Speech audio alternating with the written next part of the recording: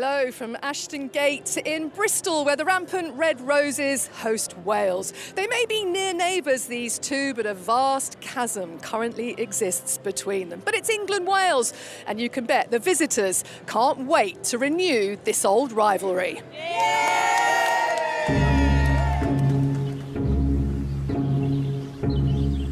The Anglo-Welsh border runs from north to south, a boundary between old rivals, so close and yet so far apart. A fourth Grand Slam in a row! For Wales, it's the wooden spoon. The Bigswear Bridge on the River Wye is only 50 metres long, and yet it spans a gulf between the two nations. To the east, England, champions of the world. A team on a 35-match winning streak. England win. They are absolutely ruthless. For a decade, they have repeatedly outclassed and overpowered their neighbours. This fixture has all been about one side. It's been about England. To the west, Wales, holders of the wooden spoon, but a team showing spirit and green shoots of progress. By Cecilia to Lotto! But now they must cross the border again over a gap that's never been greater. And yet, a closer look at this bridge reveals scars of battles from long ago, of heroism against the odds, of warriors who made their mark, and of old wounds that keep this rivalry alive. The divide may widen, but when these neighbours meet, it still matters. The voice of Welsh rugby doyen Peter Jackson. Now, England arrive fresh from their demolition of Scotland and remain unbeaten after 2 rounds. John Mitchell has rotated his impressive playing roster yet again with 7 changes. Ellie Kildunn reverts to her regular slot at fullback before heading off to act as one of the official starters at tomorrow's London Marathon. Prolific try scorer Millie David makes her Test debut on the wing. She plies her trade for the Bristol Bears, so will be right at home here at Ashton Gate. It's a player named on the Welsh bench who's grabbed the headlines. Alicia Joyce, Need Butchers, returns to Test rugby for the first time since 2024 in just 158 days since having son Ralphie. Her wife, Jazz Joyce, is on the wing. Wales captained today by Bethan Lewis in the absence of flanker Kate Williams, who's out with a calf problem.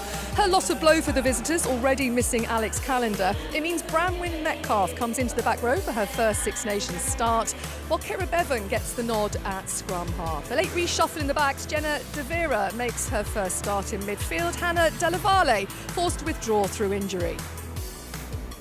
Well, here's how it all stands ahead of this third round. The 2 unbeaten teams lead the way with England ahead of France on points difference. Ireland and Scotland next, having each enjoyed a win. Wales and Italy can't say the same. It's played 2, lost 2. England against Wales, the first of 3 matches on BBC iPlayer today. And could it be any better? Glorious sunshine, and I'm joined by 3 titans of the women's game. In the white corner, Maggie Alfonsi. In the red corner, Shuan Lillicrap. And our neutral observer today, World Cup winner with the Black Ferns, Ruby Tui. Welcome to you all. It's a beautiful day to enjoy a game of rugby. Shuan, we know that the gulf in class between these two at the moment is vast. We saw that in that opening sequence. But how much will these Wales players just be relishing this opportunity to test themselves against the best in the world? Yeah, you're right, Sonia. You know, the gulf is big and the gap is probably rising even further. But one thing's for certain, these players grew up with the history, the rivalry between these two nations. Most of these weren't even born when that rivalry started, but it's bled within us, you know. So I have no doubt these Welsh players will be up for this game today. Even though they're mates with some of these Red Roses on the field, they won't be mates for this 80 minutes on this turf this afternoon. I think Ruby Tui is slightly regretting wearing a polar neck jumper in 17-degree temperatures. But anyway, back from your globe-trotting to the Hong Kong Sevens. Have you had time to catch up with England's dominant display against Scotland? Yeah, look, Hong Kong's a lot hotter than this, so it's more feeling the heat from standing between such titans of the game, such a special occasion.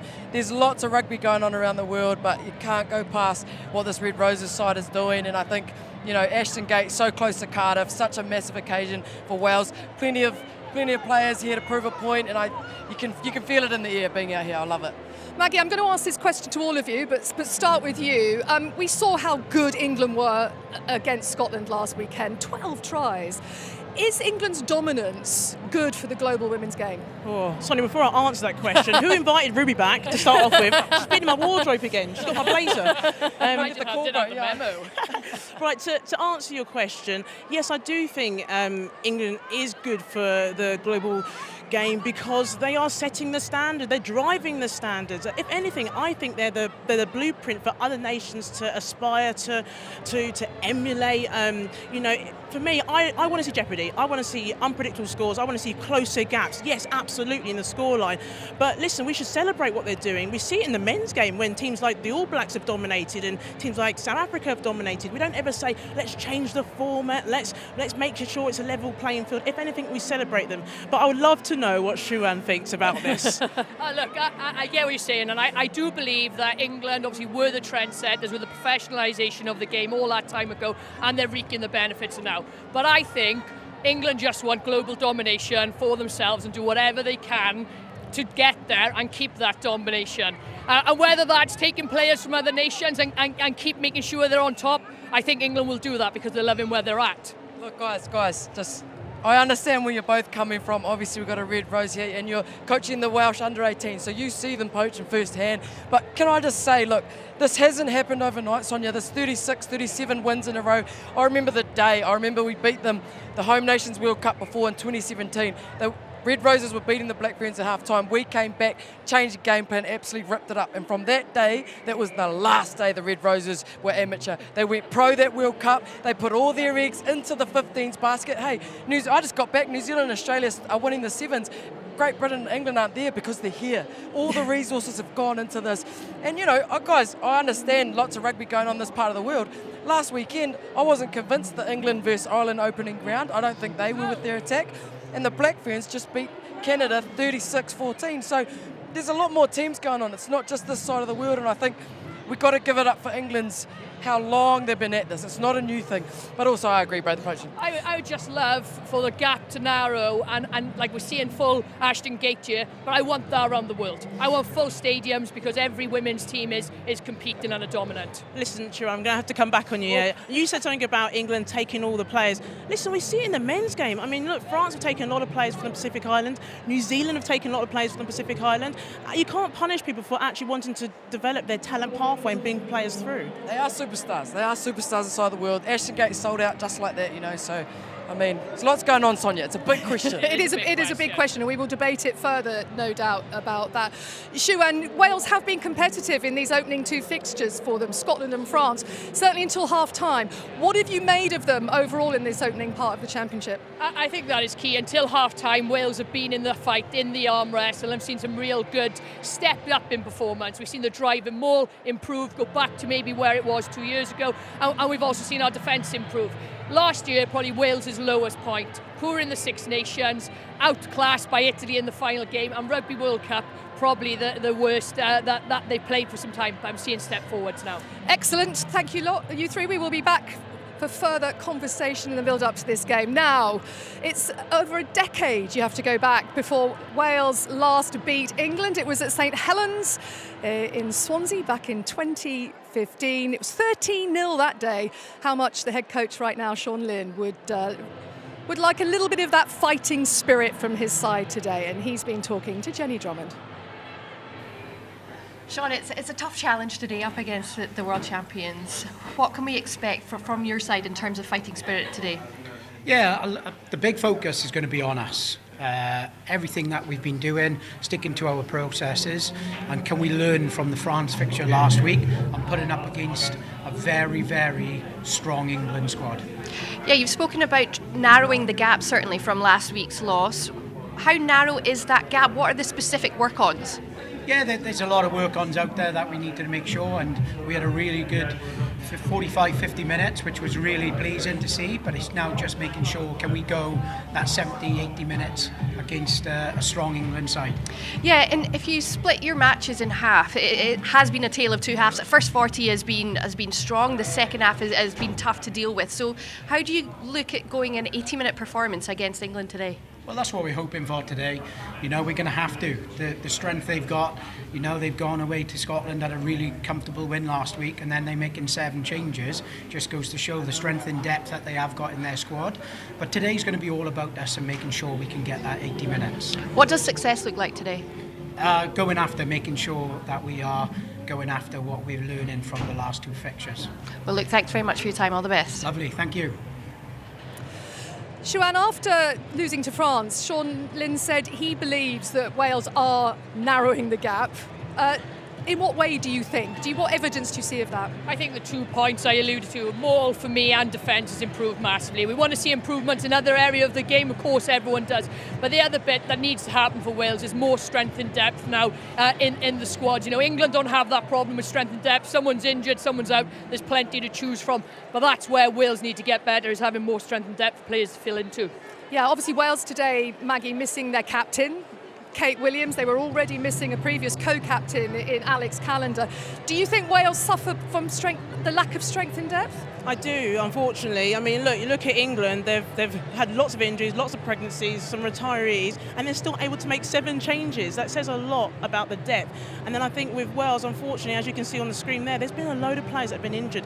To lose Alex Callender, 47 caps, to lose Kate Williams, 18 caps, and then you bring someone like, you know, Branwyn Metcalf in, who's like making her first start today, 19 years old. It's a big ask, you know, and the challenge for Wales is they're dipping in to try and get players in the Celtic Challenge, as well as the Premiership Women's Rugby League, but those players are still quite young and they're unable to step up. So I do feel if they can strengthen that, if they can invest, I do feel the gap will start to close, but we're still struggling to see that at the moment. Yeah, and I think the pathway's working in Wales and there's players coming through, but they're young, like you said, Maggie, and that's not going to be the answer overnight.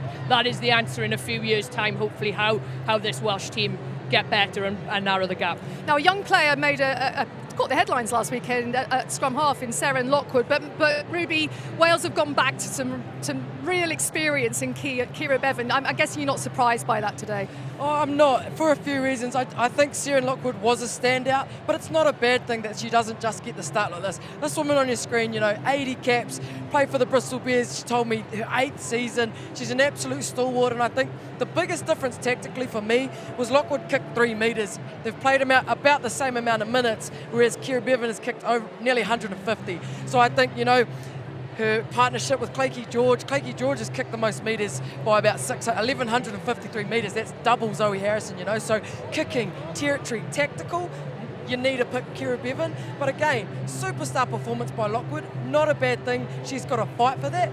And halfback is one of those positions you need that mentor. You need somebody to talk about with. You know, it's a very specific position. So amazing performance, but not a bad thing to bring in a store like Kira Bevan. Yeah, and you tell us she makes really good Welsh cakes from as scratch. well. From scratch in her kitchen. That's really impressive. I've known Kira a long time, and she's never made me Welsh cakes, but she's making Ruby Tui Welsh cakes. Everyone wants to impress Ruby, though. Come on. If you have good jokes, I tell you, you can get it anywhere. It is so beautiful here today. Another sellout crowd. Wales make the short hop over the River Severn for this blockbuster encounter, of course. It's the 43rd meeting between England and Wales. England have won 40 of their previous head-to-heads, given their dominance. Wales have won, of course, just 2. Delighted to say we've been joined by the England head coach John Mitchell, and I bumped into you enjoying a pint in the hotel last night, and I asked you this question and warned you I was going to ask it, and we've just been talking about it. Is England's dominance good for the global women's game? I think it is. I'm also a realist, though, in the sense that come and get us, and somebody will come and get us at some point, and when they do, it's going to be a great opportunity for us to learn. I've had the experience before in my own career where I was at chasing Team Waikato trying to beat Auckland for 8.5 years, and they set the standard for such a long time, so somebody's going to rise, no doubt about that. Look, you scored 12 tries last weekend. You were dominant against Scotland. Is that the way that you're looking to evolve this team between when winning the World Cup and now, that point of attack? It was really nice to hear some of you speak last weekend. Seeing a new identity evolving out of the team. We're clearly going to space and wider space and in behind space a lot better. Our skill sets are improving, and certainly if you want to be a Red Rose forward in the next World Cup, you're going to have the ability to attack the line and pass. John, I want to ask you, listen, after we won the World Cup back in 2014, we were winning games and it's really hard to stay motivated. I want to know, how do you motivate the players? They've won a World Cup, they haven't lost, 35 games in a row. What are you doing in camp to keep these players going? Well, it's really much about co-creation, identifying that you have to earn the right, challenging them in different ways, identifying where they can continue to grow because they're still unfinished athletes, and just also identify in the way that our team plays, we're unfinished as well. So if we stay in those areas and make people think and keep them engaged, nothing's ever impossible if you test this and challenge it in a really good way. Is that why you got Hannah Bottom in the coaching staff? Well, Caddy, our scrum coach, he's at under 17 pathway this weekend. They're very aligned, and I like to use players who have got experience. It's really good for them, and it just keeps somebody focused in a specific area where Deeks and I don't have the same knowledge. Yeah. Plenty of motivation for me. Only one World Cup, got to win a few in a row, eh, mate? It's all right, Mitch. Look, 7 changes, but I've got to ask, why not more? Why not keep singing out in the fullback? Why not a couple more? Is that a respect Wales thing, or is that an English, we still need to fix a couple things up and get those combos more set? No, I'm really, I'm looking for competition. I want to continue competition. I think that keeps people hungry. It probably alludes to a little bit to your previous question. We've got another match next week where there'll be changes again, and then obviously we'll select a team for France, but we've got to deal with now. Ultimately, it's really, really cool to give individual milestones as well. It gives us great energy. So every week so far, we've had a first capper or a 50 capper, and I think we've still got that opportunity to remain in the competition as well. Really appreciate your time, John. Go well again today. Thank you. Thank you for joining us. Thank you. Speak to you again. Shall I take that from you? There we go. Maggie's done it. Maggie's done the job. Look, Maggie, there were 10 separate try scorers for England last weekend. He talks about wanting to evolve their attack. Did you see that last weekend? I definitely did. I think what really impressed me the most was the fact that the use of the forwards, so the power game here. I mean, look, England's pack, their forwards were explosive, they were dynamic, they were ruthless. I think what we're starting to see here from England's forwards in particular, as what John alluded to, they're taking the ball to the gain line, they're finding the space on the soft shoulders, they're looking to carry and gain metres, and as a result of that, they're comfortable in the outside wide channel. I mean, look here, Maud Muir, 50th cap, and she's running like a centre. I absolutely love it. And that's what we want to see from this England team. If we want to see them evolve, we want to see their forwards be comfortable out wide, they want to mix up the way they attack, because that's how you're going to drive this England team forward. Absolutely. How does the best get better, especially in a day like today? And for me, as a back, forwards always make breaks. You guys, you're incredible. Not sure, but it's incredible. But what sometimes trips the best up is post-break. Forwards sprinting, full tilt, you've got to give an inside pass, a bad pass. These English Red Roses forwards are making the best decisions. Like, it's so impressive. To do that at full pace, that much power behind you, each and every step is actually quite incredible. So we've got the likes of Meg Jones stealing ball in that ruck, and then we've got the likes of Maud Muir, Nazi, post-break making good decisions. It's incredible. And I think your point there, Ruby, is so important. It's the decision making. They spotted gaps in the Scotland defence. Scotland, for me, were dogleg. There was gaps there for the tip for them to play into, and that's when Scotland were missing 2 tackles, 52 in total.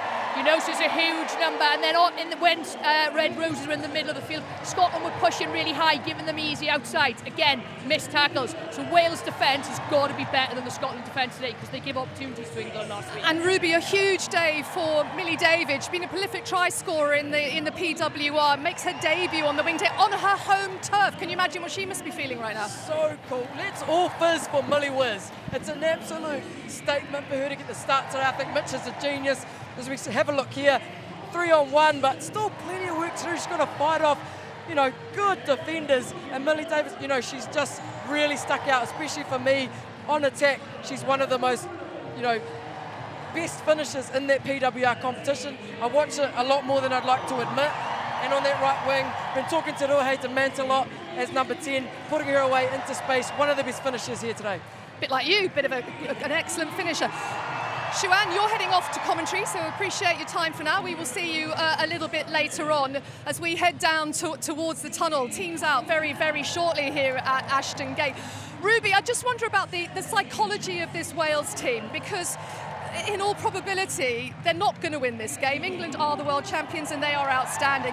What have they got to do to keep this a reasonable scoreline today? Look, first and foremost, Wales, don't even go there. Don't go there. Any losing, don't use any of those words, don't let any of that outside noise in. Secondly, stay pragmatic, stay logical, focus on tactics, not emotion. Emotion got them here, emotion will be in the anthem. No need for it over that white line. Very clear. If I was Wales, it's 2 or 3 in the breakdown. Slow that breakdown down. Packers getting that ball out way too quick. As a forward, focus on that. As a back, you know, are we targeting Millie David? Is Clanky George, hammering up, putting it up in the air a lot? So just focus on the rugby, focus on the basics, and like Sean Lynn said, focus on Wales. Yeah, Maggie, we saw Hannah Bottomon on the touchline earlier, on crutches sadly, because she can't play. She's had to have surgery again on that ankle problem of hers, but she's going to be in the coach's box today, analysing scrums. Do you like that idea? I absolutely loved it. I wish I had that when I was playing. I mean, most people told me to be quiet, but the reality is, John is trying to create, player coaches. So whilst they're unavailable, let's tap into their expertise. Let's build up their knowledge. Let's build up their leadership, because when they come back onto the field, they can really direct people. And we saw it with Emily Scarrett over the World Cup. She wasn't used much, but what she brought off the field was amazing. And now she's one of the coaches. So who knows? Hannah Bottomon, be quite scary to see, but Hannah Bottomon could be one day an England forwards coach. But she has the knowledge. 62 caps for England so far. I think it's good to sort of manage them whilst they're not playing. No Kate Williams for Wales today, their captain, Ruby. So what would you be saying if you had the chance to get in there with a bit of your leadership to this Wales team as they are about to lead out onto the pitch here? Yeah, look, we can hardly hear each other because there is so much noise. It's not about the noise, it's about what we can do. I think there's going to be small wins, slow the breakdown down. Shuan told us about the mauls, the line-outs, a couple of really good scrums against France too. Focus on that first 40 against France last week. It was 7-all at half-time. They can keep that within reach in that first half. I think that's going to be a massive win for Wales. It's about game management though. Absolutely. They die off in the second half, so it's about playing smart in the first 40 minutes and then give it your all in the final 40, because that's when England bring on their bench, and there's some really good players on the bench. So Wales have to manage that 80 minutes and make sure their discipline is good as well. Keep it smart, keep it basic, but I think, hey, why not throw in some trick plays? Do something, a full line out, hit the 12, a couple of trick plays in there as well, and maybe save it for that second 40 when England aren't ready. Is there any pressure on Wales here in the sense that Sean Lynn only has one win as Wales coach, or not? Listen, I think for Wales, they've got nothing to lose. Yeah. Like I said here, they're at Ashton Gate. There's a sold-out crowd, over 27,000 people. And, a lot of people are here from Wales and England. They've got to enjoy the atmosphere. They also know a lot of the England players. Most of the Welsh players play for Bristol Bears here and, Gloucester Hartpury. So they should not be worried. They've just got to go out and relish and believe in themselves. Yeah, absolutely. And honestly, Sonia, I shouldn't say this, but I'd turn it into a niggle match. England want clean, fresh ball out on this beautiful carpet. I wouldn't let them go there. If I was Wales, I'd be getting in all over them.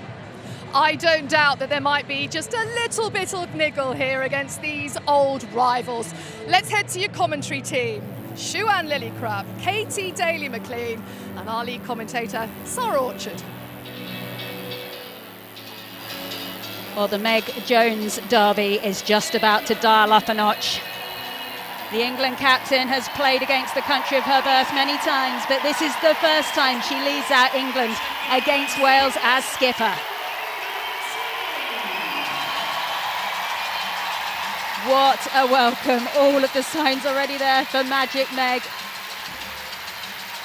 Wales, of course, they're led out by Beth Ann Lewis as well, as England just take their places.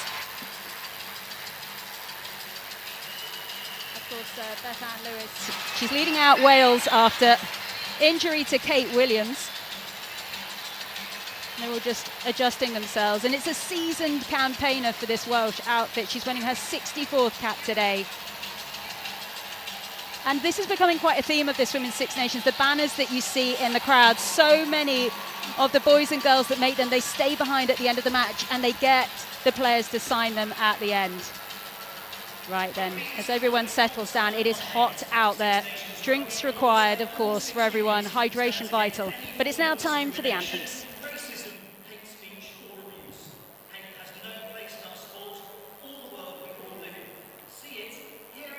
read it, experience it, report it.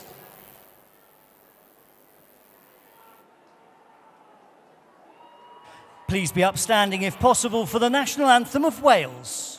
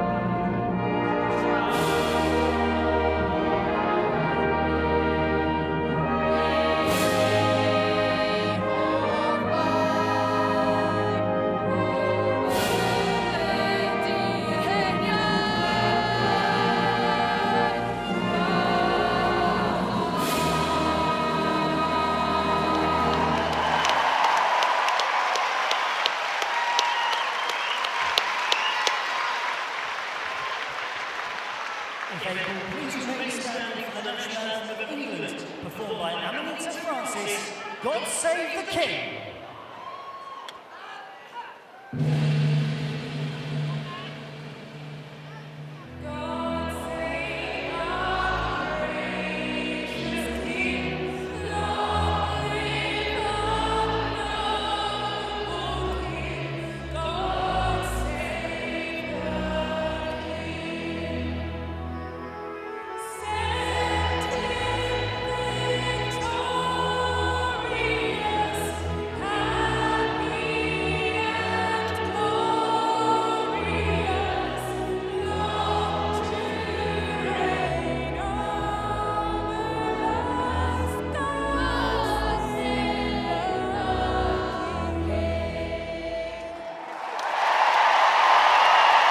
Passion, tears, pride. Very soon we'll also have some rugby. Right then, let's take a look at yet another highly changed England side. 7 new faces in the starting 15 from last week, 4 in the forwards, including Bristol's Delaney Burns, the lock playing at her home club ground for just her 4th cap. But this is her first appearance since 2023.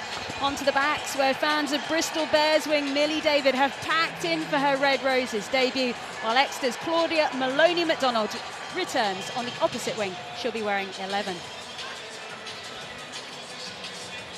Now on to Wales, where the head coach, Sean Lynn, he's forced into changes. That's after the loss to France last week. We mentioned the injury to captain Kate Williams. That sees a first test start for 19-year-old Branwen Metcalf at blindside flanker. It will be Beth Ann Lewis who wears 7.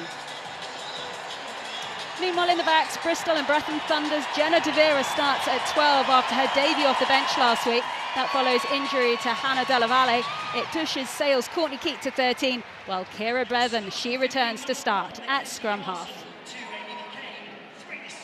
Now the eyes are drawn to the Welsh bench, where centre Freya Bell could make her debut, but there could also be the return of Alicia Joyce to the international scene 158 days after the birth of her son Ralphie. There she is, Alicia Joyce there, ready to come on. Katie Daly-McLean alongside me. What an incredible personal achievement for both Alicia Joyce and also her wife Jazz Joyce, who's starting. Yeah, it's amazing. I think for those guys as a family, what they would have gone through to get themselves back to this point, to training at this level, to be able to attain international selection again is a credit to both her and Jazz, and obviously their family support unit as well. Kira Bevan there, just getting ready, and our referee today is Ella Goldsmith of Australia, her 3rd Six Nations match in 2026. And as she gets us underway, the 3rd round of the Women's Six Nations in 2026 has started in the sparkling sunshine in Bristol. and Wales receive the ball.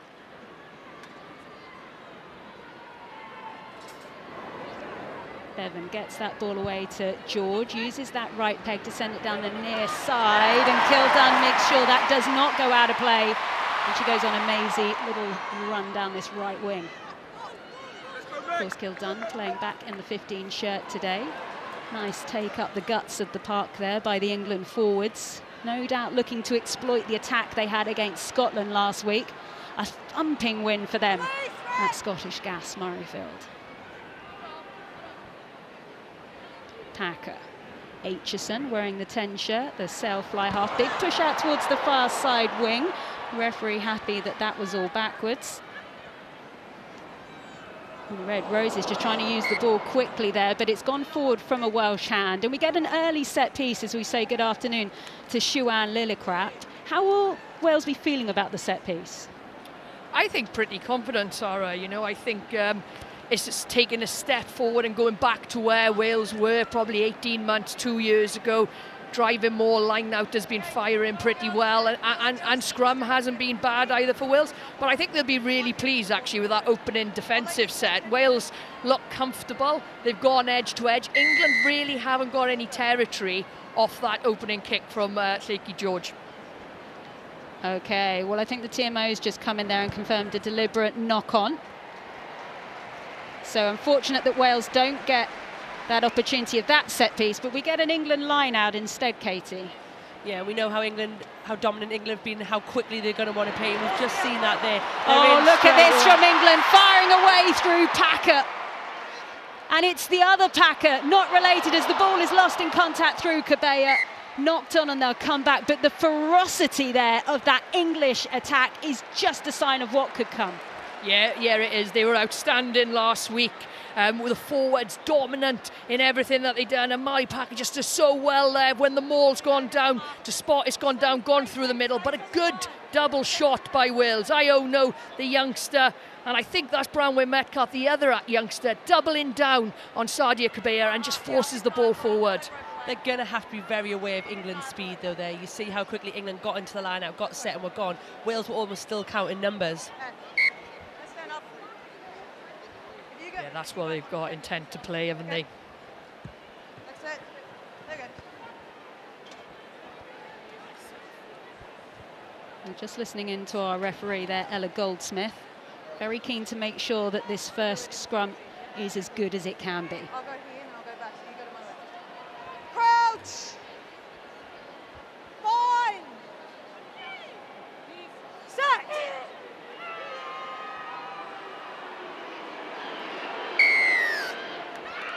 A big Wales penalty.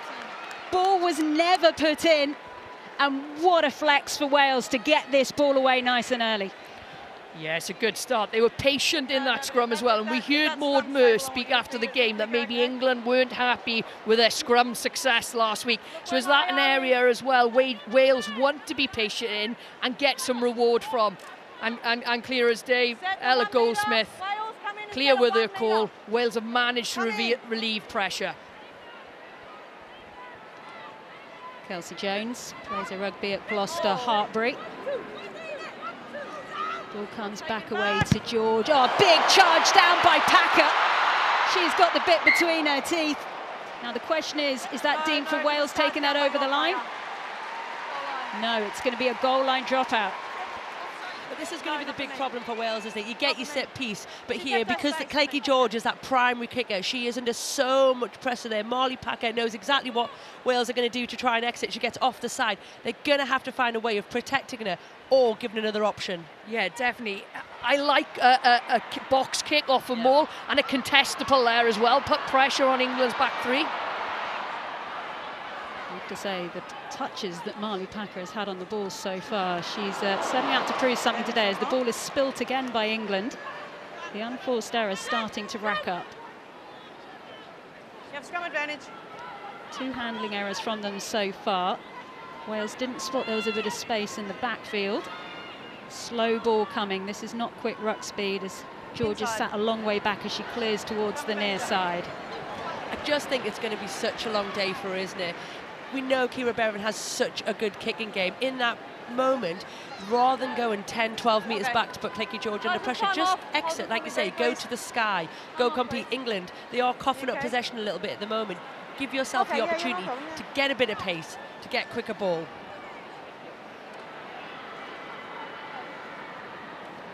We can see on your screen there the success that England have had there from the line out throughout this Six Nations so far. As they just go in and have a word with Amy Cockayne. Just an awareness from you guys. Yeah, okay.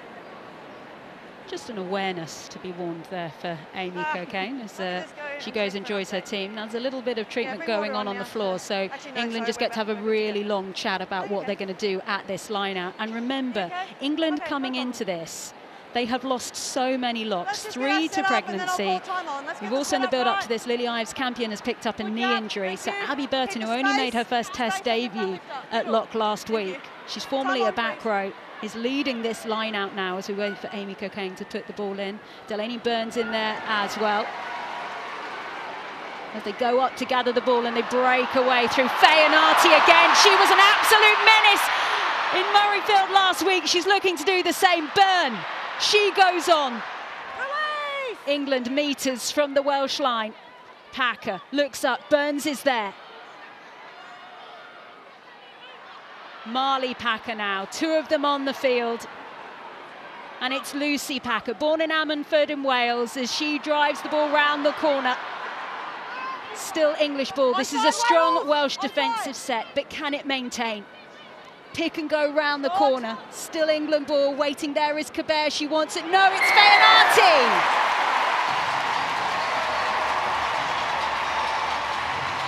Maddie Fayanati, player of the match last week up in Scotland. She didn't get over the try-in line there, but it's only taken her 6 minutes at Ashton Gate. Yeah, she was outstanding last week. Exactly started off as she continued last week, rampaging it. It comes from England's set piece though. Marley Packer again involved, good fix, and then it's the line from Fayanati straight back into that seam where fly half to wingers are trying to connect with the forwards, and then it's England's power game. So good. And the thing is, it's one after another. It's Byrne, Fayanati, so good. Yeah, unbelievable. She was unbelievable last week, Katie. But that line from the line out, that's what causes the problem to begin with. They get huge front foot ball. She gets 15, 20 metre carry. And then the finish in the tight is superb. She gets her height right. She's physical. Wales' defensive set was good until that point. But I agree, Sarah. How long can Wales hold out and defend for? It's tiring defending for a full game. England so far liking the sunshine on their backs. Fayanati, they're only 23 years old. She is only going to get better. Helena Rowland there with the extras for England, who are now 7 points up. Keeping up with the clock for now as the right boot of Aitchison sends it towards the far side of the field. Helena Rowland with the England place-kicking duties today, not Holly Aitchison. Of course, Zoe Harrison, who's on the bench today for England, she got 12 from 12 you guys ought to take the line, okay? last week up in Scotland. It's certainly an area that England really have, having been criticised in the past. It is a strength for them. Yeah, the girls have worked extremely hard. I think previously, you know, between the 15s, we were expecting them to get those. Now on the touchlines, they're kicking everything. And Zoe Harrison was immaculate, like you say. Bevan comes away. De Vera, touch on the ball. Nice little touch through there by Powell. Chased by Joyce. That's a lovely touch. And what a nice territorial position for Wales. They worked hard for that one. Oh, it's a lovely bit of play from Wales and a variation from what we've seen in the first 2 weeks. They fake the dummy maul. Look at them. They go out the back twice. Lovely long pass from Clecky George. And Kayleigh Powell, it's a great grubber. It's put Wales 5 metres out here. Kayleigh Powell playing her rugby at Harlequins now, putting Wales in the right places, but England looking to get out of them. Move, eight, well done. Packer to Aitchison. And a calm exit from England gives Wales position just outside of the English 22. And this is where the difference for me in England and the other teams, they look so composed on their exit. It's so well drilled. It looks effortless at times. You know, everybody knows their role. Good carry again from Fayanati. Holly Aitchison exits well. They got an opportunity to go and challenge Wales's line out now. It's Pearce who just gives the secret whisper there to Jones. Taken calmly in the air. Now, Wales had a wonderful maul against France that ended with them getting a penalty try last week. They're quite a long way out, but this is going in the right direction. It's at the back there. Tuipulotu has it, but England players, you can hear that, they've kept their bind. They are legal. There's the warning. If it's trapped, that's a problem, and it will end up being an England scrum. England, no doubt, have done their homework on Wales's maul over the past week and defended superbly. They come through the middle, they don't change their bind. It almost looked like Wales has got momentum there, but England managed to get in the middle of it to stop them playing that ball back. It's superb maul defence by the English Red Roses. As a Welsh pack, though, now, what are you saying after that's happened to you? You've got to tighten up. They can't come through the seams. But I like the variation so far, Katie. They've gone from a fake maul to a crossfield to a grubber in the last line out to now trying the driver maul. But they've got to get more reward from that maul.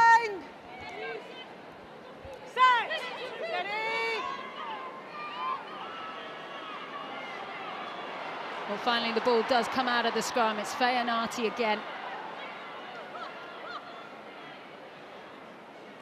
That's her third carry for the Red Roses so far this afternoon. Aitchison finds the skipper, Jones. That lovely soft touch of the boot that she has. Pressure out on that right wing there for Powell. Support coming in from Keat. Also Singleton making sure she offers her ballast to secure Welsh ball.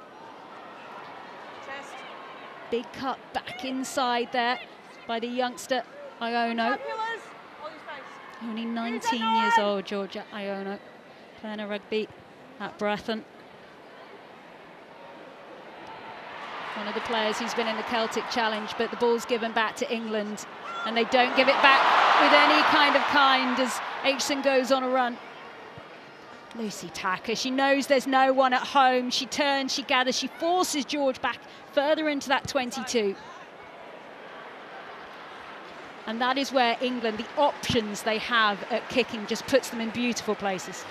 It is the options, yes, but it's the execution and it's the speed of thought. Lucy Packer knew exactly what she was doing as she approaches that breakdown here. You see Holly, great feet, good evasion, gets them on that positive front foot.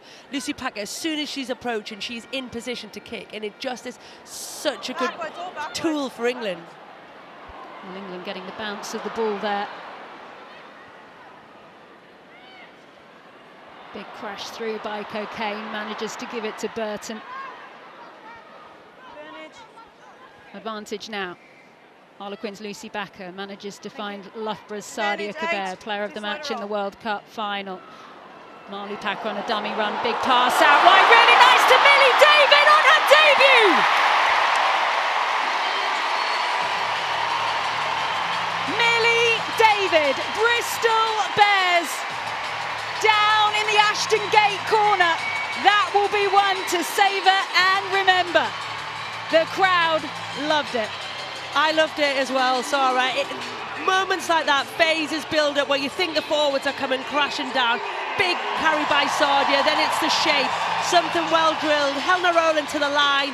Holly Aitchison take a bow, it's the pass. And Millie David with that lovely little fade. Starts inside as a Jazz Joyce and just fades outside it. And then with the pace of that, you're not going to stop her. Great try. Oh, unbelievable, and what a start and what a first cap for Millie David. But it's the pass, isn't it? Like you said, Katie, unbelievable. Just across the face, you see Jazz Joyce is slightly turned in, spots that, and gets the ball to the edge to the whiz kid. Yes, Millie David's nickname is Millie Whiz. Yeah. You must have played with her for a bit at Bristol. No, towards the end, Siwan? No, I'm too old. Definitely too old. I think she would have been 15 when I was 12, in Bristol. So, 9. Yeah. Come on, don't age me that much, Katie. I was bringing you down, Siwan. That's what you need to know. Keeping the age low. Yep, thank you. Well, Millie David, she is 20 years old. What a debut for her. And she's really had to wait her time for this moment. She's been in and out of England camps and done so well in the PWR as that ball just goes too long there. You want the scrum? They're just making the decision in England of what they'll do. And they're going to bring it all the way back to the halfway for the scrum. Yeah, this is tough, isn't it? You know, ball's gone dead. As soon as the ball goes dead, you get that option. And for Wales, these are moments when you talk about trying not to put more pressure on yourself. You want a clean exit. In that instance, she wants to pin England, doesn't she? She wants to force England to kick out and you get the line out. But overcooked it, and it's just a really lovely possession for England from the centre field. Perfect attacking spot, isn't it, Katie? You know, as an ex-fly half, lovely loads of options from a scrum in the middle of the field here. But just a bit of a coach killer from Wales. Like, I understand what they're trying to do because it's a tough place to kick from in the middle of the sticks deep. Just overcooked it.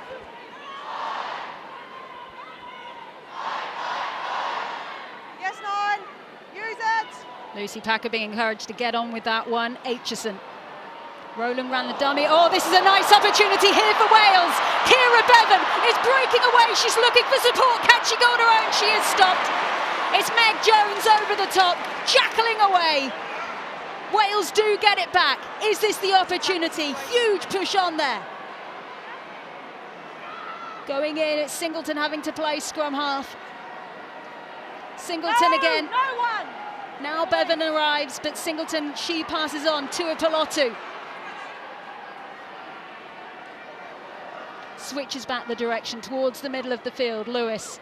Advantage. Penalty advantage for Wales. They're using the big girls here. Branwen Metcalf. Last feet. No 3. England on a warning here. They need to be careful. Crossfield kick from Blakey George. Taken really calmly there by Millie David, who thinks she can go, but they'll come back for the penalty. It's really good play by Wales, and it all started with the reaction of the experienced young not young, well, she is young. I think Kira's still only 26. Younger that counts than as young, younger than me. Kira Bevan, the experienced 9, with the break, and really good playing on top then Wales. And we're seeing a bit more physicality in their carries from last week. We're seeing Cecilia on the ball, which we haven't seen much of, which would be a huge positive. And now they've got an opportunity. You stay off the 5. 6. Give you one guess what Wales will do 5 metres out. Big moment for Wales. Jones gets the ball in. That's a really nice line-out set, and they don't go for the driving ball. They go for a big hit through the middle by Kira Bevan! Scores for Wales against England! Wales completely outfox the Red Roses. A brilliant move off the line-out, and they get points on the board. Oh, it's lovely play, and credit to the coaching staff. That is something that's come off the training pitch. We know England would have looked to defend that more. We've seen Kira Bevan. Here it is. This is what it all come from. Her astuteness, her alertness from turning the ball over initially, and then they managed to get to corner. But then again, it's Kira Bevan, the experienced 9, involved, but it's a training ground move, that is. She was at the front of the line out to begin with, the fake maul, Courtney Keats short, and then the option to come back blind.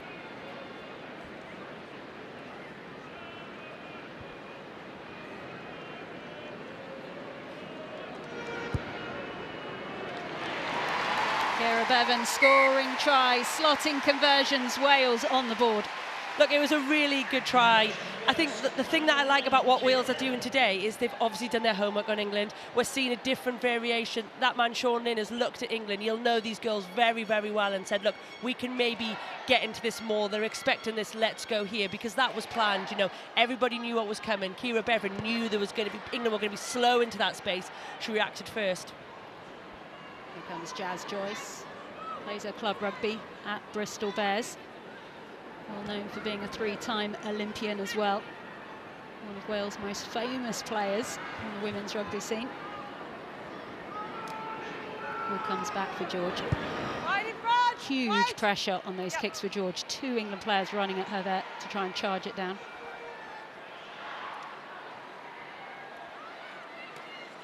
Richardson eventually finds Jones, who thinks there's space down this right wing. It's backwards from Wales.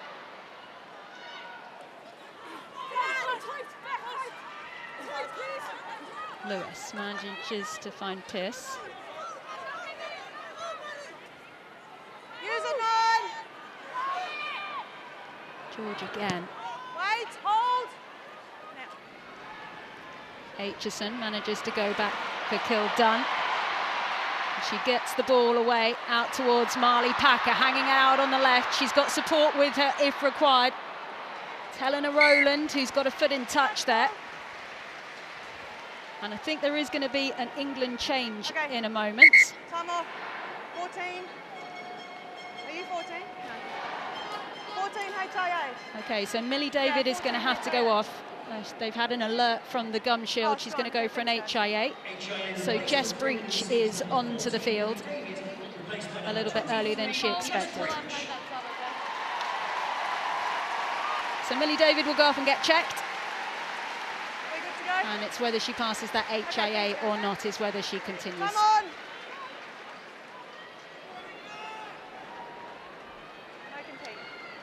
No. Ball comes away then. Actually, they push it out towards that far side. Singleton couldn't get that pass away. And they'll tidy that up with an English scrum. Moments like that, I think, are tough watches, aren't they? You know, you've worked really hard, you've pushed England into touch, you've got an opportunity to get possession. And I get, you look at that possession stat there, Wales has been all right, hasn't it? 64%, you'll take that.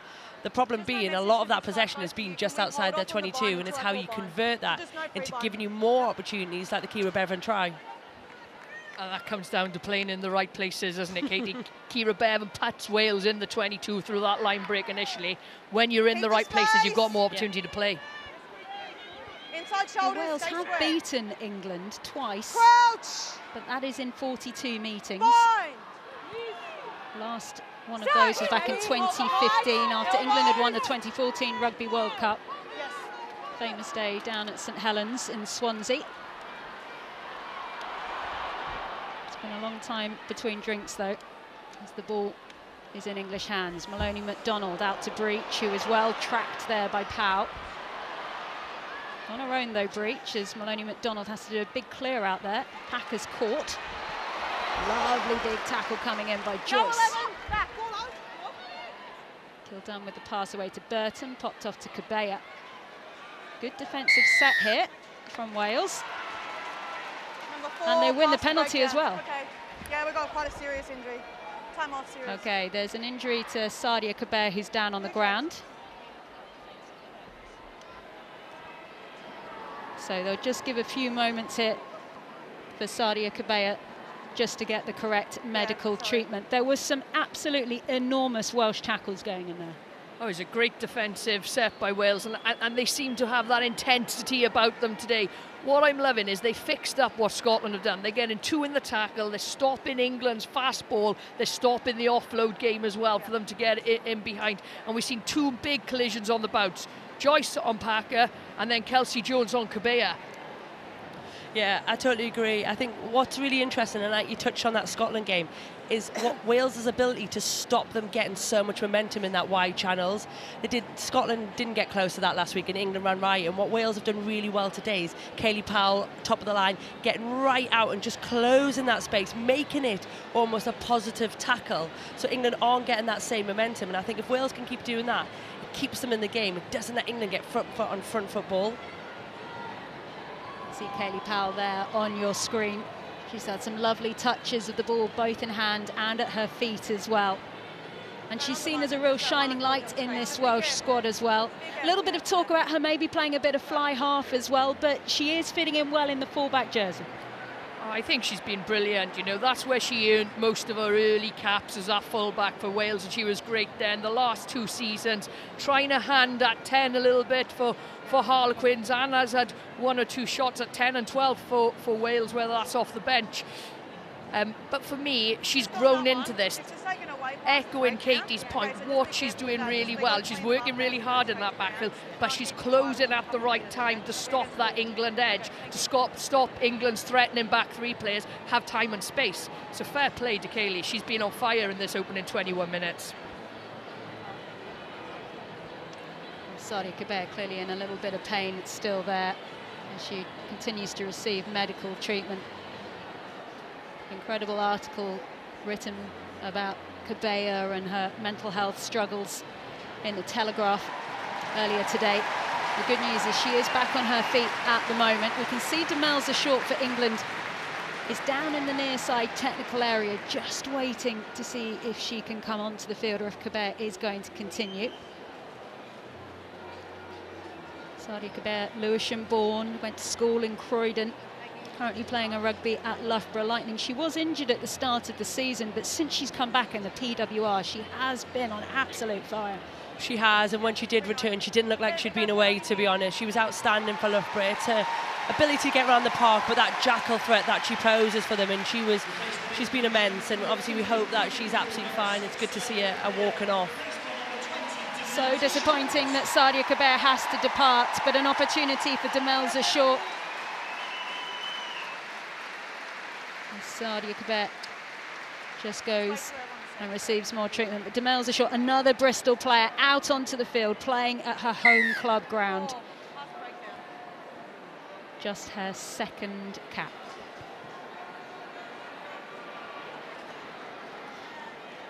Well, it was a Welsh penalty, so they'll get this line out. And they have enjoyed plenty of time on the ball. A lot of talk about blowout scorelines in this fixture. Hasn't materialised in the first quarter. Jones goes towards the front. Lewis, the receiver. The pass comes away by King. De Vera there. Real long pass out wide, stretching the length of the pitch here, Wales. Singleton, only her third cap, but it's made her debut against Scotland. De Vera again, now up the guts of the park, and there's no one gathering that ball at the back. Eventually Bevan arrives, and this is a slow ruck speed for Wales. That's the difference. So much time for England just to get that defensive line set, ready to go again. Bevan, they need a chaser on that box kick. Underneath it calmly is Holly Aitchison, who calls for 10 the metres, please. 10 metres. It's tough, isn't it? Because what Wales are trying to do, like, you know, the execution from the line out, they're getting into the wide channels, but they're not going forward. There's a lot of energy being exerted, and you're literally going side to side. I think that box kick from Kira Bevan, as much as I've been a big fan of the last 22 minutes, is a bit to nothing, isn't it? No chase, no organisation. Easy exit for England. Take the line.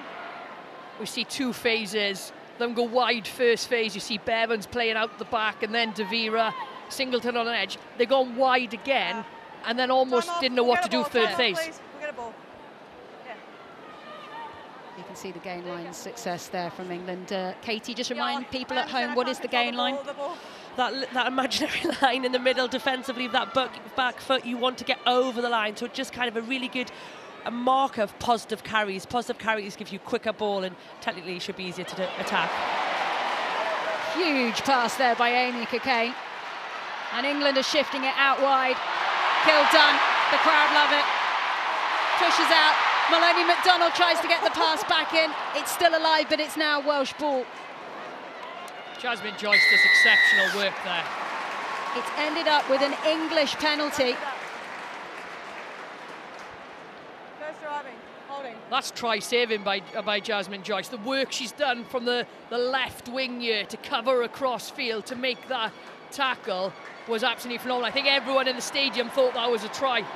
You see here doing a massive overthrow, and then Amy Cockayne straight to the midfield. I love England at this. They chase shoulders, they run straight. Ellie Kildun pace to burn here. And like you see Jazz Joyce, she's come all the way from the other five.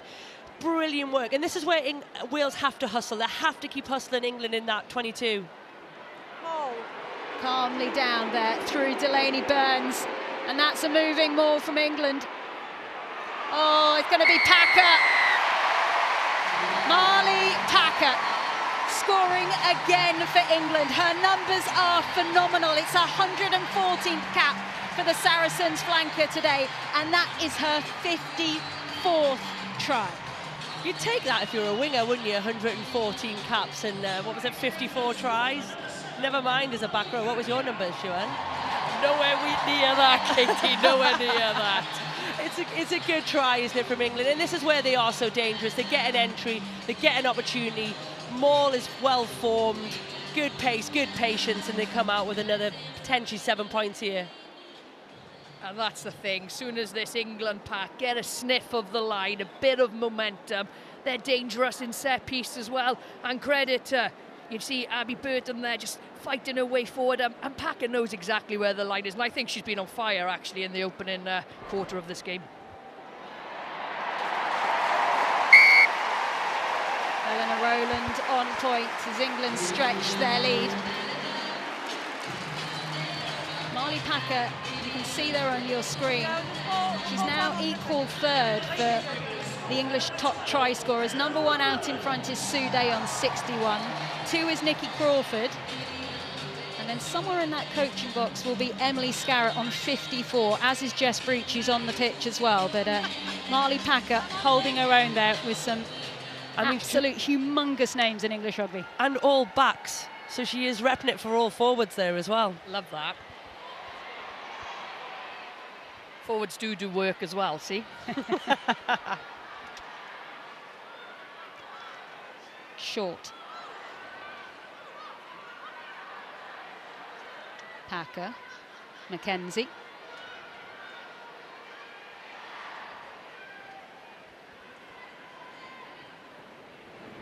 Aitchison. Straight down the middle. Powell just trying to decide where she's going to go. De Vera is there, and England very clear they wanted to hold that one up. Oh, it gets spat out. Bevan is absolutely munched there. No, you tapped her in there. Hey. Do we think that's good refereeing? I think that's unlucky for Wales. I think that's penalty all day there. Marley Packer knows exactly what she's doing. She hasn't cleared the space. Easy Welsh penalty. I do agree with you. Of course you do. Katie. Yeah, 100%. It's helping you out there. And Marley's so experienced. She also knows exactly what she's doing there. Yeah, she's lying on her back. I haven't seen an attempt of her. I haven't even seen a wiggle of her hips to get out of there. She rolls back into the ball, if anything. Yeah, I mean, it's smart by England, and they get away with one there.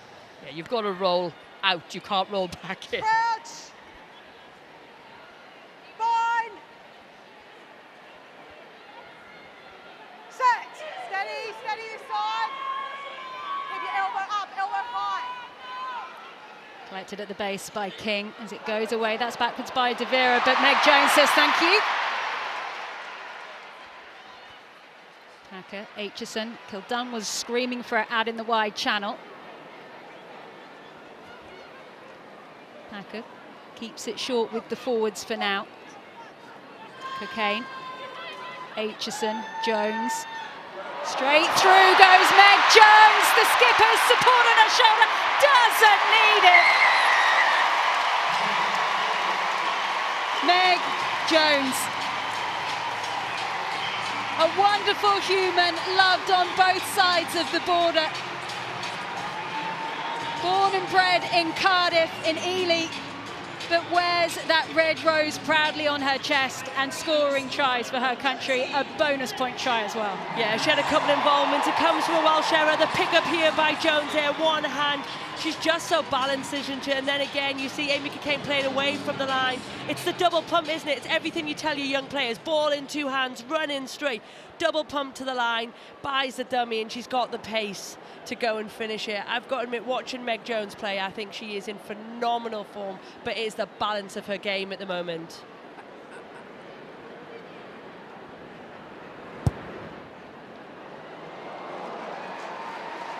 Completely agree, Katie. But what is next level there is the scanning that she does. You see she's got Cecilia Tuapoloto and Gwenllian Pearce in front of her. So she steps off her right foot. I've got a prop on one side and a prop on the other side and takes that space. That is great scanning and vision by probably the best 13 in the world. Also a 2-time Olympian, Meg Jones, as well. Really made a name for herself in that Team GB jersey. As Kildunn just clears down this near side of the field. Meg Jones and Ellie Kildunn are roommates at the moment. Kildunn been talking about her on her Rugby Rodeo podcast that she has with her other Red Roses teammate, Jess Breach. Just take one step out, please. Actually interviewed Zoe Harrison this week about her 12 from 12 from the kicking tee.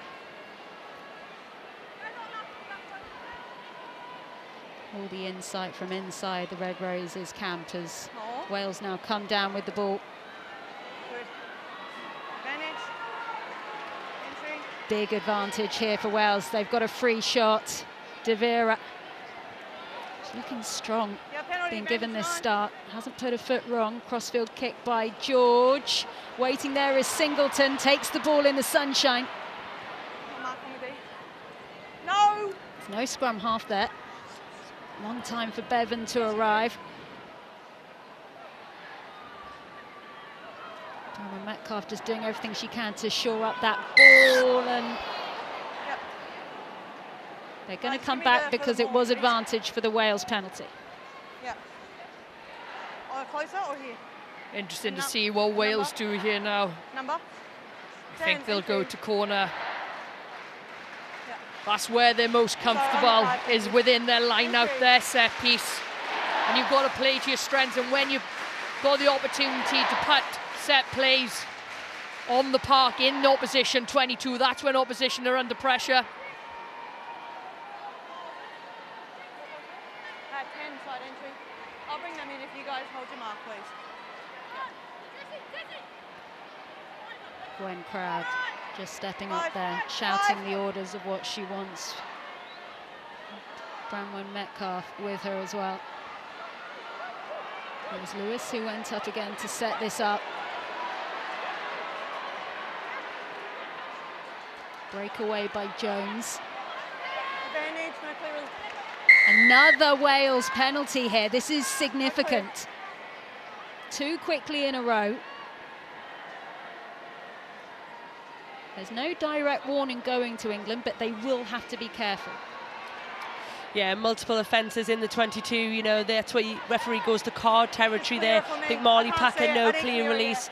Personally thought it was maybe a good jackal, but it probably just evens out that one in the middle of the field from earlier. Yeah, I was going to say the opposite, actually. I thought she was definitely not a release and definitely lying over the ball. But a good opportunity here. Gone with the same setup, actually, as the last line out. Oh, nice back round the short side. Big pump over the line. Jones scores.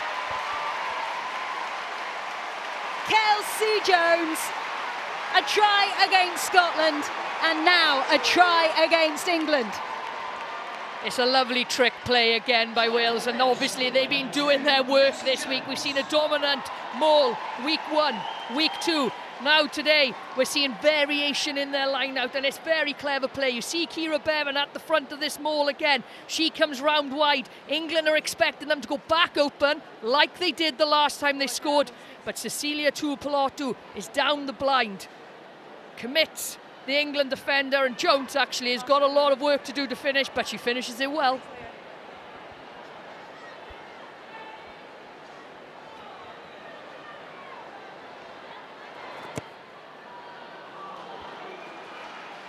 Not to be on that occasion for Kira Bevan, but you have to say there's been some real smart plays from Wales when they've been in that red zone. 100%. I think the variation has been brilliant. You know, Kelsey Jones, there would have been work done by the Welsh coaching staff to identify that Lucy Packer, as the scrum half, holds that channel. Great opportunity as a big ball carrying forward. They're the ones you live for, right? You want to go and run over back. So, again, really smart moments of play that Wales have been able to execute. Wales not interested there in just getting that ball away. Wales on the line. And it is just worth saying, as the ball goes out of play there, that Millie David's HIA, she has failed that, so Jess Breach will be staying on the field. You guys need to come in a little bit then. A real shame for Millie David, we should say there. She's here on her debut. She did get a try, but not how she would have wanted her day to end. England line out. Referee happy with the line out. Might have missed that one slightly going forward. Carson. Aitchison. Jones. Oh, nearly from Cecilia Tuipulotu stealing that one. A soft touch on that from Aitchison. As the ball goes out of play on the near side. Yeah, it was an ugly bounce that was on the ball then. Kaylee Power, we could see her tracking backfield, the Wales fullback. But that ball from Aitchison just almost bounces straight up, and it's a good kick in the end from Aitchison. England managed to find their way back into Wales's 22. Hold him for me there, yeah. Time's off. but it was much better off the kick-off from Wales. What I liked, it was another kicking option. It was Kayleigh Powell that made the exit kick, put Wales to halfway, relieving that pressure from Lleici George. Cecilia Turkolotti just receiving a bit of treatment there. Worth saying, with the scoreline as it is, this fixture last year finished England 67, Wales 12. Wales already have those 12 points. And Sean Lynn is really beginning to settle in now as Wales coach. He was kind of thrown in at the last Six Nations, straight off the back of finishing with Gloucester Hartbury as PWR champions. It was a week's turnaround. He's now had a Six Nations campaign and a World Cup. And Xuan, he's really embedded himself. This is now his team. This is his team, and you know, it's, in my perspective, he's doing a great job in rebuilding this side. I feel like he's had to start from the bottom, installing trust and belief back into this Welsh side as well. And he's done that. For me, it's a happy camp in there. You know, and even better if we're seeing Welsh pathway players coming through now. 3 girls are under 18s in the squad today. Branwen Metcalf, Georgia Iono starting, and Sarah Lockwood on the wing, on the bench. So he's actually giving the girls some opportunities as well, and it's his own side now. Another short little trick play by Wales at the front. But another mistake there from England, who are racking up the penalties, Katie. Yeah, the penalty count is definitely more one-sided to England at the moment. But I think for Wales, you know, they've built into this game. We worried whether it would be a high score at half-time, but 24-12, like you say, matching the conversion, the way they've come into the 22, but also the way they're now starting to exit, like you say, the Kayleigh Powell option. Kira Bevan's got a box kick, just mixing it up for England. And that's the thing they've got to do, is just keep changing their options, not let England get comfortable where they can come and dominate defensively. I have penalty only at the moment. No, I'm just seeing if there's any replays come up. Sorry, just looking straight past you. Yeah. Well, our referee's not going to go and review this one as Gwen Lillian Pearce just continues to receive a little bit of treatment on the ground. She's okay to carry on. Worth saying that Pearce, she has 9 brothers and sisters. Whenever she's on the field, I just think what a busy house that must be. Also trains sheepdogs, I understand, in Snowdonia. Incredibly accomplished woman. The sheepdogs are so cute as well. Occasionally she brings them down to sale, and honestly, you're like, I could have one of these. Have you put in an order yet? No, not yet. That would be it. Some of the girls have actually had her dogs in the past. Well, there you go. If you need a sheepdog, you know where to go. And if you need a mole to move, go and talk to the Wales pack right now. Eventually Bevan's going to get that out to De Vera again. Good support on her shoulder by King. George, Keat, just shoving that ball out wide. Wales holding on to this. They just need a little bit more over the gain line. England there were creeping offside.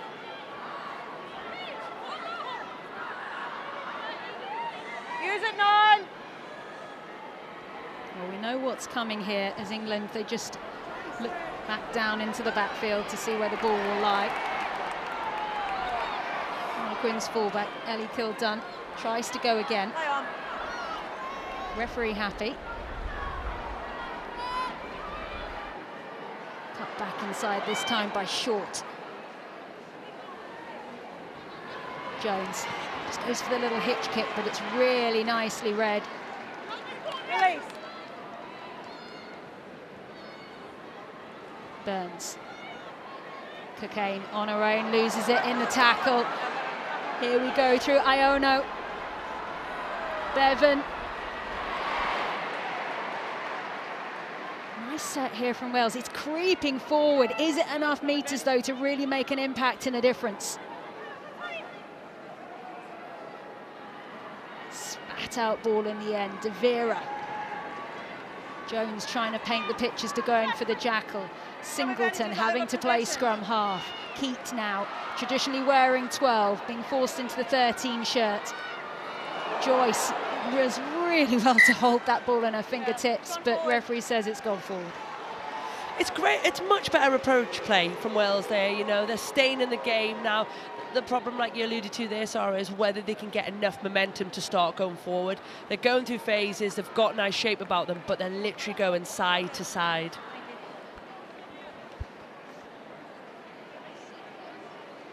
Kira Bevan hasn't actually missed a test for Wales now since August 2022. That is some campaigner. And England, they were heavy favourites coming into this, but Wales, they are up for this arm wrestle.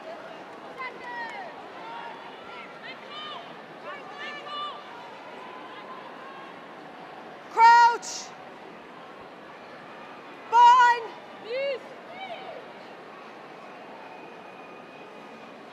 Stand up, stand up.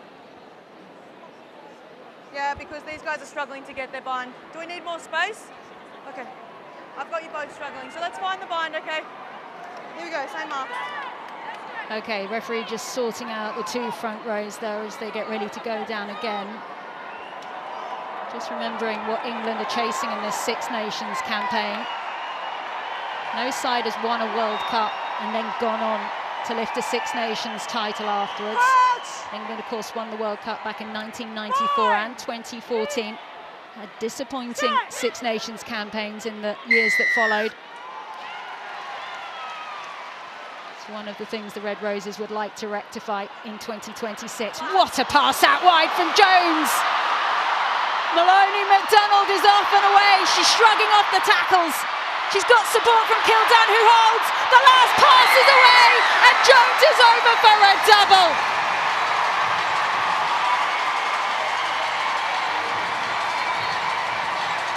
Meg Jones is world class. She started it, she finished it. 5 on the board now for England. Yeah, it's great to watch. We talked about Emily Scarrett's influence here, though. It's just basics done well, you know. That ball by Meg on the absolute money. Claude doesn't break stride. Possibly should have given that one. Doesn't break the tackle, but it's the flood support. Ellie Kildun's in there. Meg Jones is there. Helena Rowland's there. They're all in behind, and it's just England at pace doing the basics extremely well. Great finish by Meg Jones.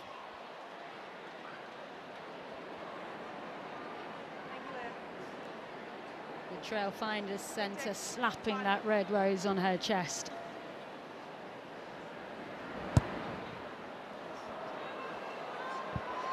Not to be for Helena Rowland, but England well ahead at the half-time mark, but Wales has certainly come to play in the sunshine at Ashton Gate. England certainly not having it all their own way.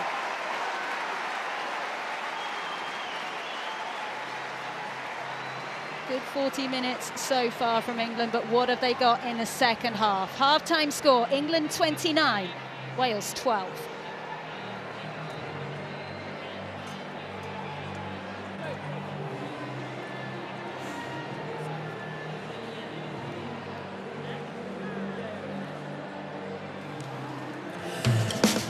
Well, England ahead at the break, but, you know, Wales far from overawed here. They shipped 11 tries against England last year and put 12 points on the board, but they've chalked up that here in the first 40 at Ashton Gate. Kelsey Jones with their second try of the half. So that is something for Wales to build on in the second 40.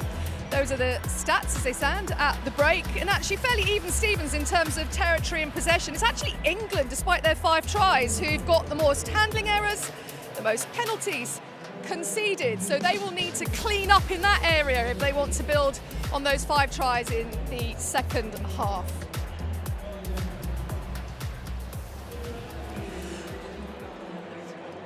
Shuan, it's 29-12. We were chatting in the green room just ahead of this match, and you said if Wales could score 2 tries today, you think that would be a good job done. How impressed that they've got that done actually in the first half? Well, it's a step forward, isn't it? That's what we wanted to see them doing, is step forward from last week against France, and against a quality, obviously world-class outfit. But for me, what it is tactically, Wales have got it right. At set piece, the variation off the driving maul, they've gone open, they've come blind.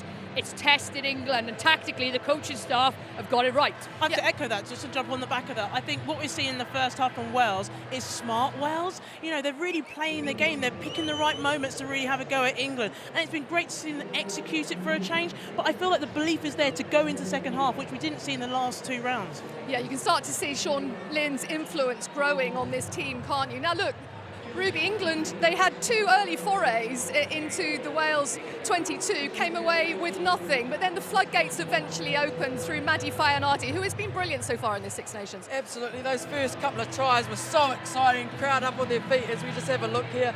You know, England are known for their set-piece dominance, and it was 6 minutes in. Fayanati, I think she's having an amazing Six Nations, player of the match last week. It was kind of only a matter of time. She started this try, the forwards went to work. This is, I guess, what you don't want to see, Siwan, but what England wants to see. Going to work in the 22, rolling up their sleeves, and I was so happy for her. I was so happy there was Fayanati, just her form recently, to finish off this try and be the first one.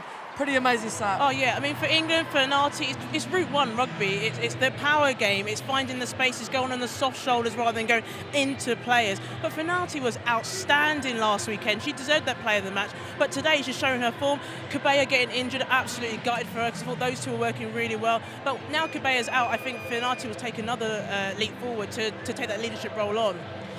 England scored again fairly quickly afterwards through Millie David. What a way to go on your debut for the Red Roses, and also should indicate as well, perhaps, what a pass from Holly Aitchison. Sonia, you've taken my thunder. I mean, Millie David is brilliant, but we have to really look at the Aitchison pass. The ball is flat, they take the ball to the line, but watch this pullback. Absolutely beautiful. She doesn't even look.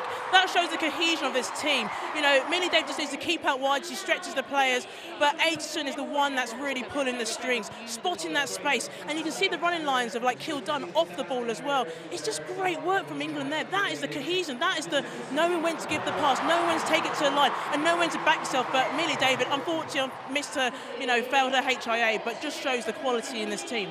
Now, Siwan, we talked about Ciara Bevan, didn't we? And not just her Welsh cakes, but her experience that would be very, very important today. Boy, she did well, didn't she, to score her try? Yeah, absolutely. And it started with Ciara as well, picking up the crumbs, the line break. Here we see it. You know, Wales are defending, but her alertness, she's high in the line, gives her this opportunity. So she gets Wales into the 22, and I think she's been outstanding this afternoon. We see her at the front of the drive in Morley. This is Wales' first try, so they go open, and then they knew that England are going to overfold you. So they've gone round the breakdown. Ciara Bevan spots the gap and takes her try superbly. I absolutely loved her confidence here, because after you make a break, you can take the foot off the pedal. She did the exact opposite. You're right, the switch play was on, but man, the pace she had that ball, there was no doubt she was going to score that try. It was so awesome.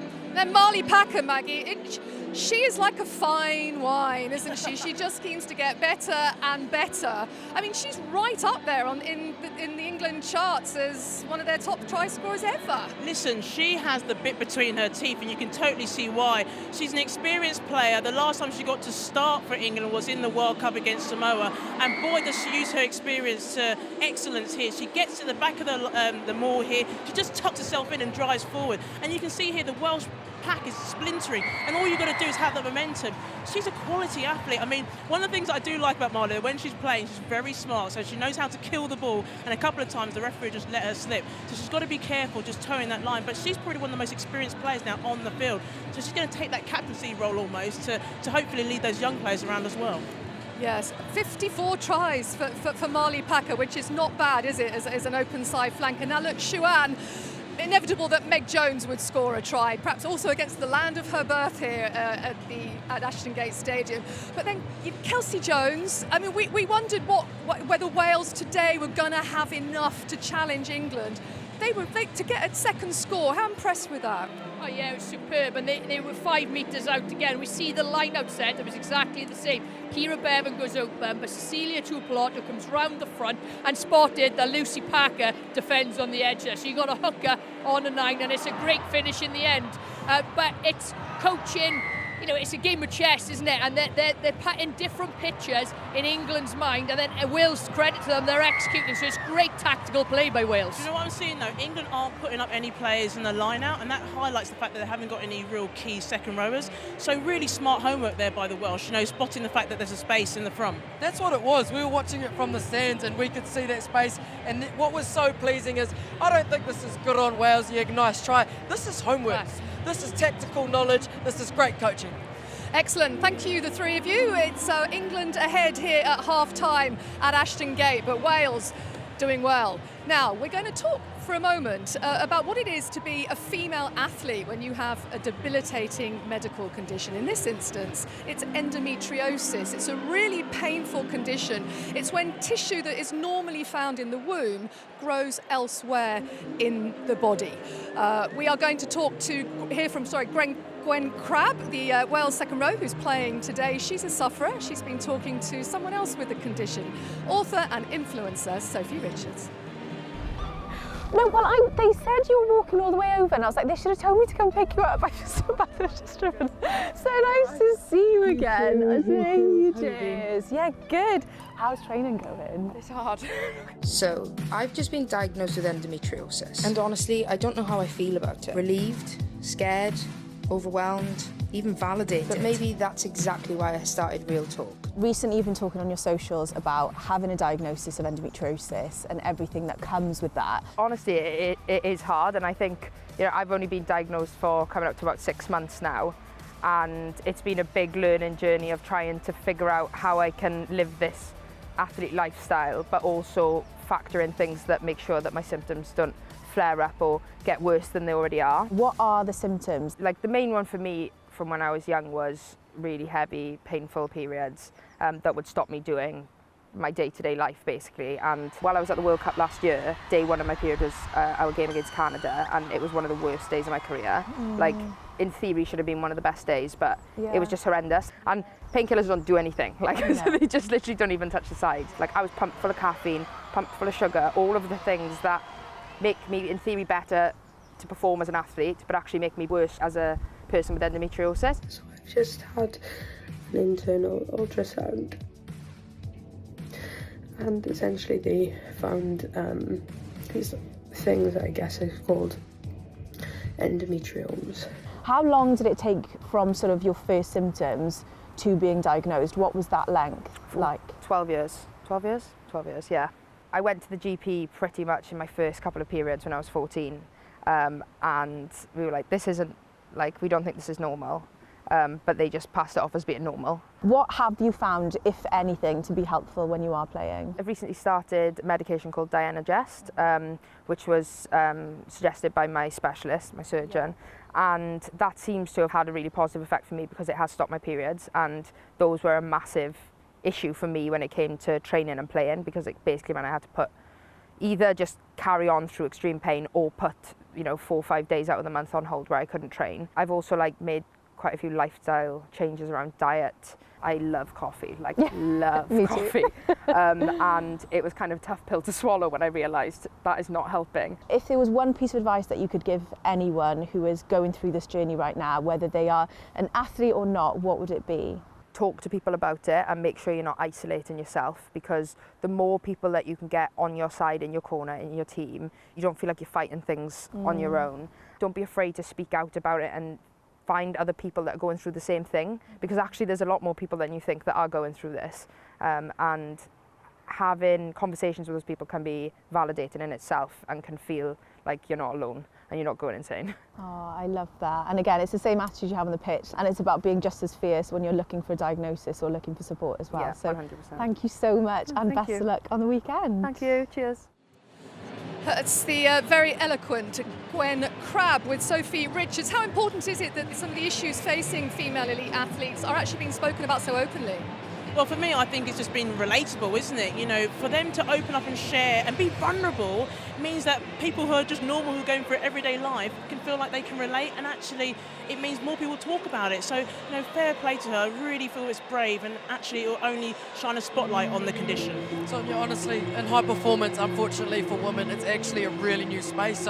So brave, so special, and do you know what? We might have just changed someone's life and saved their career. Yeah, excellent. Well done. Well said, Ruby.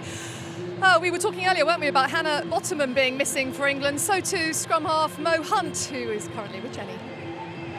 Thanks very much, Anna. Yes, Mo, I'm really happy to see you, but I'm not happy to see you in a brace, of course. And you just said to me, it's not fun sitting in the stands. How are you, and how desperate are you to get back on that pitch? Oh, obviously desperate. These are the days that you want to be involved with. Like, the atmosphere here is absolutely amazing. Playing in the sunshine, you just can't beat it. Lucy Packer in at 9. You were just saying to me like how much you like her as a person. What do you make of the job that she's doing so far? Oh, she's been unbelievable. Like, I think last week we talked about her speed of ball being 1.99 seconds, which is absolutely ridiculous, and it looks the same today. The way that she gets around the pitch, the way that she invites defenders onto her, that sort of stuff. I think she's absolutely world class at it, and it's brilliant to see her get some decent time and just to see her flourish. And we've seen Meg Jones, the captain, go over the try line a couple of times. What about her celebrations? Can you beat them? You just can't. I think that just sums her up. I think the more that she embraces the crowd, the better she gets, and the more uplifting it is for her, and it's just amazing to see. I absolutely love seeing her in this stage because it's built for her. Well, look, we wish you a speedy recovery. I would say let's go for a race, but you still beat me on crutches, won't you? Try to. England currently leading 29 points to 12. Ruby, do you think that Wales might have a problem with fatigue in the second half? Is that what's been hurting them so far in this championship? If they can figure out tactically now where they go, they will be okay. It's not easy to keep up with this Red Roses superstar-studded lineup, but I think they've done their homework. Now let's see something different. Let's see them change it up. But man, Maggie, these Red Roses are not happy with that first half. No, listen, the Red Roses know that the Welsh will step it up again. You know, like we talk about, it's about not dropping off for the Welsh, but for England, it's about stepping it up, and they've got to really make sure they maintain that intensity. Let's hand back to our commentary team because the teams are out here at Ashton Gate. What have Wales got in this second half against the world champions? Your commentary team, Katie Daly-McCain, Shuan Lillicrap, and of course Sarah Orchard. Well, the sunshine is still blazing down here at Ashton Gate, and it's been absolutely raining tries. 5 for England, 2 for Wales, but 40 minutes left for everyone to still express themselves. Of course, a reminder that the world champions, England, they are on a 35-match winning streak. They would like that very much to continue as long as possible. But what have the world number 12s, Wales, got here? No tries yet for Sarah Byrne. She already had 4 after rounds 1 and 2. Also, Ellie Kildunn not on the score sheet yet. A familiar face, not just to fans of rugby, but also for racking up the points. Helena Rowland with the steely eyes looking on as Flaky George gets ready for us to get back underway.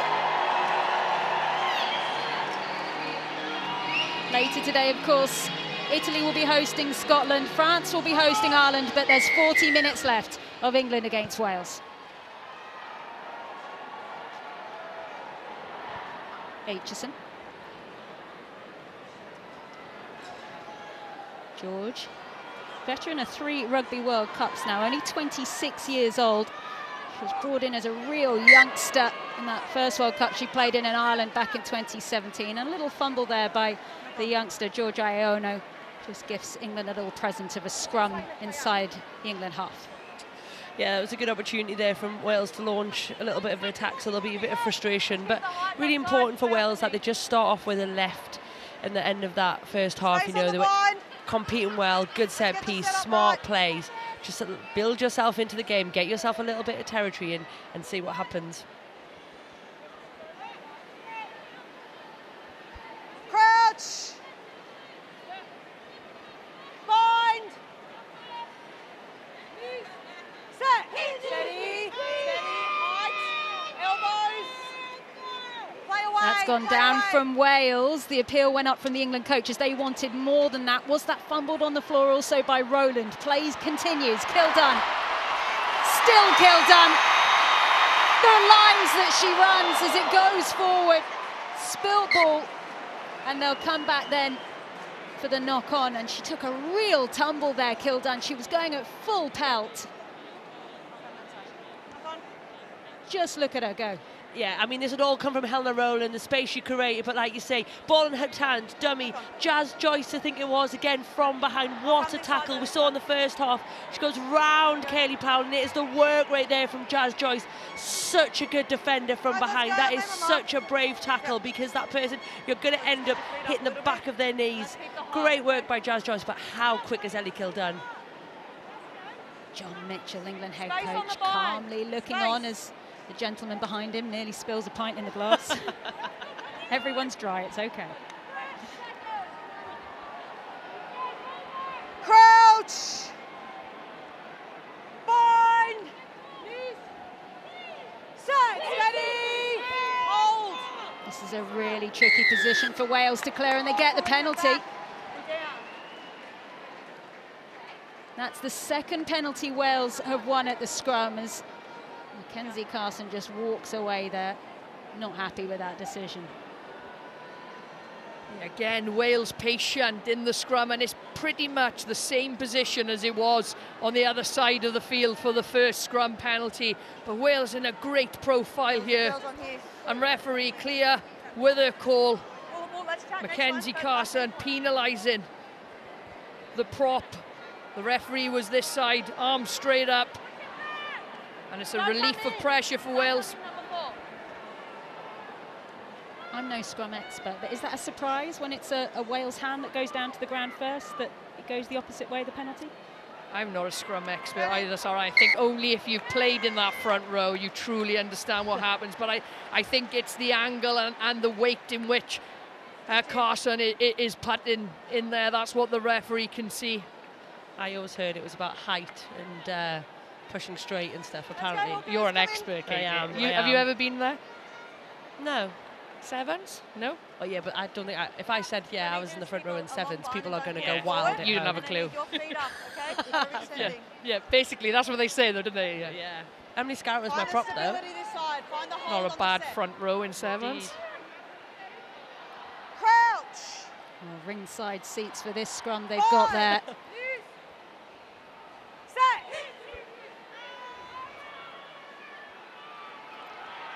Well, England mean business at this scrum. They've got the penalty as well. Spat out. Jones, breach. Want to get it out to Maloney McDonald. Does she fancy the one-on-one? Loses it in the tackle, and a big tackle as well by Kaylee Powell. Kaylee Powell again. She's defended so well on closing that edge and putting that last tackle in. We've got to also remember, Claudia McDonald is a threatening winger. She's really dangerous on that edge. But Kaylee Powell just gets herself in a good position to take it down. But what was impressive, how did Meg Jones get that ball out the back whilst in the middle of a tackle on the pass before? Okay, England straight away. They've decided from the penalty they're going to go for that corner. Amy Cocaine, very quick to get to that mark. On your front. Amy Cocaine. Clear receiver. Sale Sharp's hooker, calmly waiting. High up once again, it's Burns. The Ashton Gate crowd willing on the Red Roses pack. Oh, sneak round the corner. Thank you very much, says England. And it's another try for Amy Cocaine in this Six Nations campaign. And England just stretching that scoreboard a little bit deeper. Yeah, it's how dominant England's set piece is, isn't it? We've seen this over and over again. Their ability to capitalise on the opportunities that they're given came from the scrum penalty where the front row said, we owe you one. And then Amy Cocaine, she's just smart, isn't she? Feels it go down, just peels round. Kira Bevan there looking, doesn't want to join it, doesn't want to come in. And Amy Cockayne, Lucy Packer, peel round, 2v1, easy score.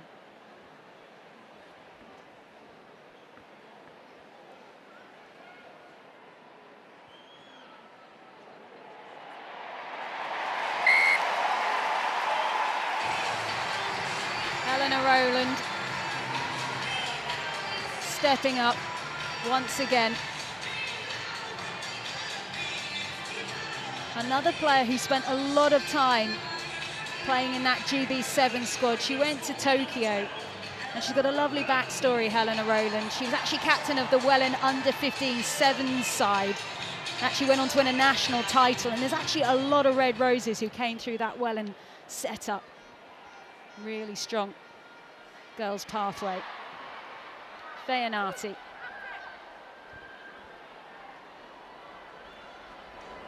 Jones.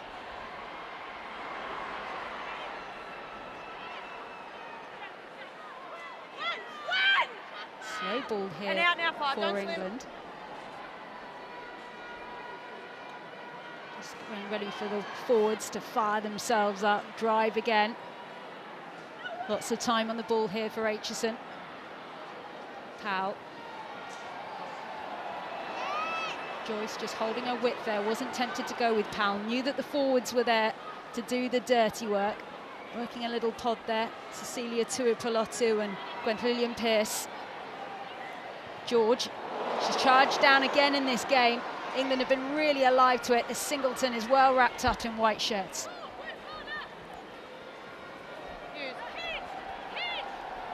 Drive forward by Iono, former Wales under-20s captain. Use it!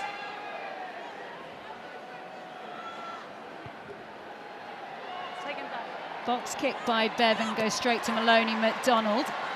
Manages to dodge out of that first tackle. The Exeter wing famously played against her wife, Lena Maloney McDonald. Plays for Ireland back in round 1. Aitchison, Rowland, breach. No, 7! Backs the ball through, finds touch.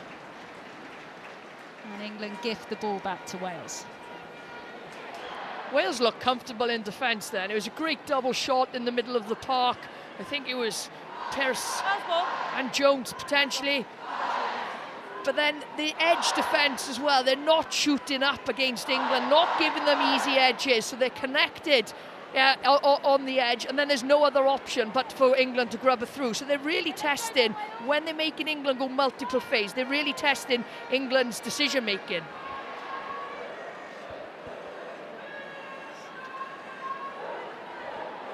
Wales get the ball off and away, moving once again. Bramwell Metcalf there, heavily involved, but it goes forward.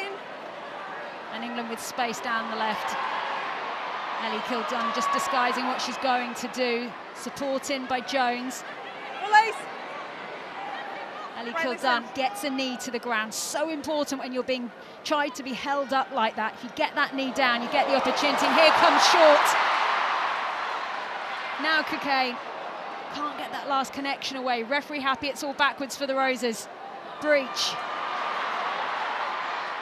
Back inside, Feyanati. And this is where England are dangerous. If they just keep the ball moving, if they can disrupt the Welsh defence, find the holes.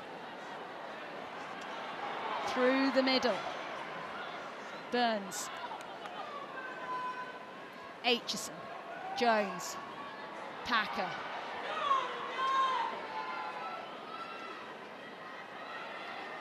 Burns manages to find Cockayne, does really well to hold on to the ball.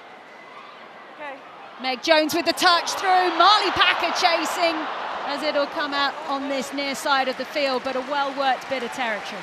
They just look so comfortable ball in hand. It doesn't matter their number, it doesn't matter where they are on the pitch. Everything is positive, it's going forward. Here you see Meg Jones, lovely little kick, that stays in play. Marley Packer scores, but nice variation, good support. You've got flood support coming through, so multiple players following the ball. England look really comfortable, but like you said, Siwan, Wales are always also doing really well defensively. They're matching that, good tackles, don't look too stressed at the moment. Okay. Changes here for Wales. You can see that Catherine Richards, she is onto the field. Seren Singleton. She's had a very busy afternoon on that right wing. She's been subbing in at scrum half at times as well. She's been busy.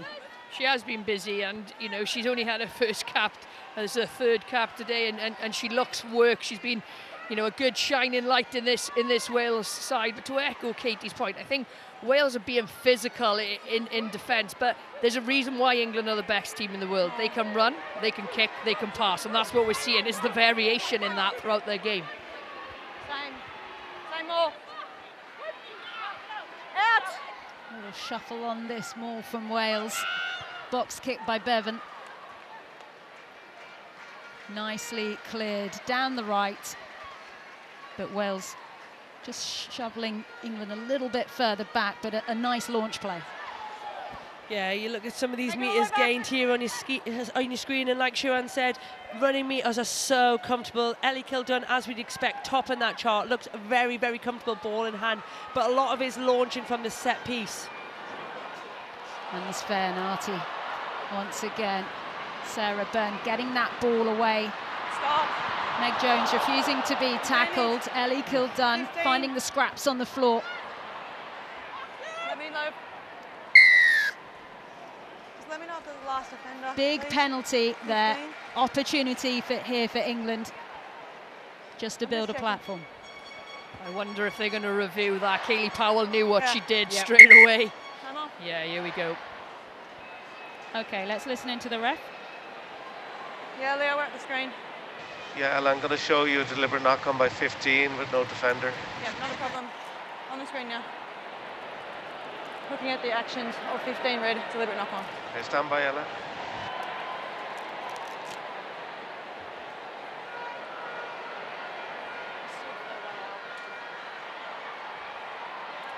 Last defender, clear line break. We're going to show you a wide angle, Ella. Yeah. Yeah, I've got a decision, Leo. You can come back to me.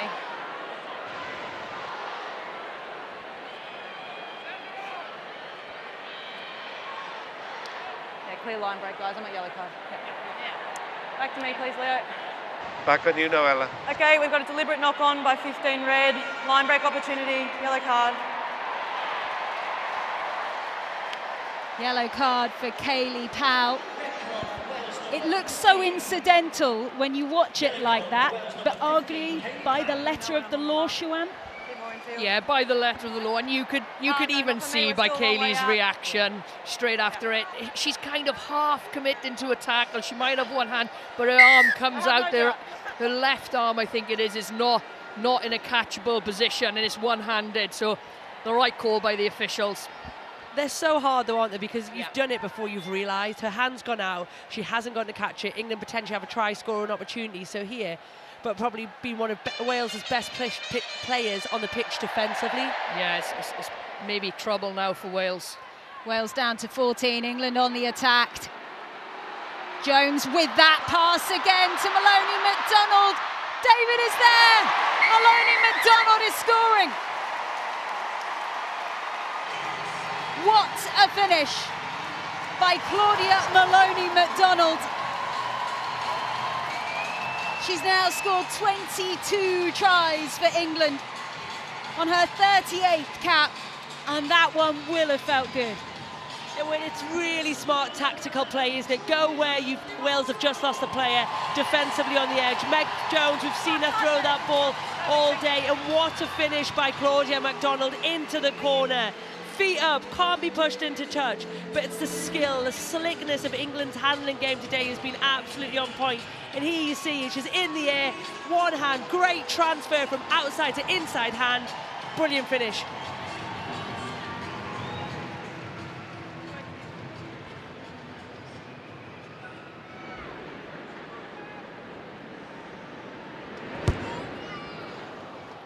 Just hooked to the left there by Rowland, but arguably one of the best finishes we've seen in this Six Nations. Oh, it's quality finish. She knows exactly where the touchline is, and Kat Richards actually does a real good job to track across here, kind of makes the collision, defends her fend, but she just gets her feet in the air and knows where the try line is. That's a quality finish by Claudia. But Wales have got to be careful here now. They're down to 14 players, possibly one of Wales's best players in the first half, especially defensively. Kayleigh Powell's covered off a lot of work. So they need to be really astute and really tactical about where they play this game and how they play this game, Wales, because they're going to be a number down in backfield. Interesting what England decide to do here, just knowing that Wales have those depleted numbers. Marley Packer with the pass away to Meg Jones. Needs to know where Breach is, that she's just too close on her shoulder. And move back, last thing, move back. No. And Wales need to slow this down, play this at their own pace until they can get a full complement on the field. Wait in front, wait, three. Yep. Kill done. Move back. Long kick from her. George. Inside. Just get off the field. And it is also worth saying, I know it is April here in the United Kingdom. 7. It is warm out there today. These two sides are putting in some shift. Yeah, I mean, I think England backs will be really happy about it. I'm not sure about the English forwards. But yeah, look, it's a beautiful day, isn't it, for a bit of running rugby. England with the extra player on the loop play as well. Here's Kildunn, Maloney McDonald there again. Ooh, that would have been forward. Referee has spotted it. And we've got a player down injured for Wales as well. So at the moment they're playing with 13. They need to get this ball off. Kira Bevan does just that. And it looks like at the moment that Catherine Richards, she's down on the floor at the moment. Okay. Time's off, and then I've got They're also making more changes here. And what a moment. What a moment for Alicia Joyce. 158 days after giving birth to her little baby boy, Ralphie. And she is back playing international rugby. Incredible. Oh, she's an incredible human, Sarah. She's a top player, top person is Alicia Joyce Butchers. She's been involved in this Welsh squad since she was a young girl, essentially. She had her first cap young. We actually had our first cap on the same day out in Ireland, and she's just less than 6 months ago brought little Ralphie into the world, and he's got his two mothers on the field. What a special moment. But also, Alicia's just such a good leader, a calm head in this environment, and an all-round great player. So I'm so glad to see her back in red today. Well, I have to say, both sides are lining up and getting ready for a line-out, but that's not going to happen anytime soon because they're still treating at the moment Catherine Richards on the field of play. There's also been changes for England as well. You can see Connie Powell is out onto the field as well, wearing 16 on her back. Harlequin didn't get the selection for the Rugby World Cup, but with injuries at the moment to May Campbell and Lark Atkin-Davis, who is taken leave from the Red Roses, having announced her pregnancy. It's a big moment for Connie Powell. Yeah, it's a huge opportunity as well, isn't it? Like you say, didn't go to the Rugby World Cup, has been on that fringe of that three hookers, Amy Cockayne, like you say, Lark Atkin-Davis and Connie. So moments like this when other players aren't there is your opportunity to really go and try and make that shirt your own. Well, we can also see more changes here in the backfield here for Wales. We can see that Seren Lockwood is on, and this is not how we wanted Catherine Richards' sixth cap to end. No, I feel sorry for Catherine Richards. Been some time since she had her last cap, has come into the squad today. Only probably been 8 minutes on the field. So we really hope it's nothing too serious and wish Cat Richards a speedy recovery. Well, England, they are really trying to whiz through these phases of play. Breach. Of course, I see they've made a change there at scrum half. Flo Robinson onto the field. Huge hits raining down as Delaney Burns sucks up the contact. Jones to Rowland. Knows that she's running out of pitch, had to take the contact.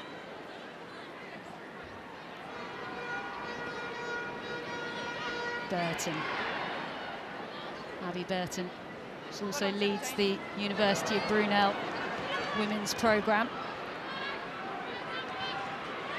Big link up with club side Trailfinders, as eventually that ball comes out on the England side. But they've lost a lot of ground here, England, which is a great defensive set from Wales, who are still a woman down. Maud Muir onto the field as well for England, as that ball just gets spilt. And Wales will be absolutely delighted with those last phases. Oh, great play by Wales. And one of the last phases, the last collision we've seen is Cecilia Tuipulotu with a great read. She jams in that big collision. But it started with slowing down the ball, and then they fumble, and Wales hungry. Georgia Evans just off the bench, applying pressure, and they get the knock on.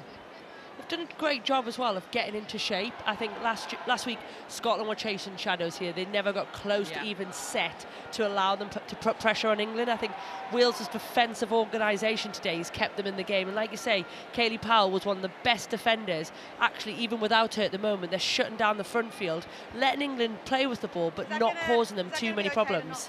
I think the difference is, Katie, and you were spot on, I think Wales's front line defence is pretty solid.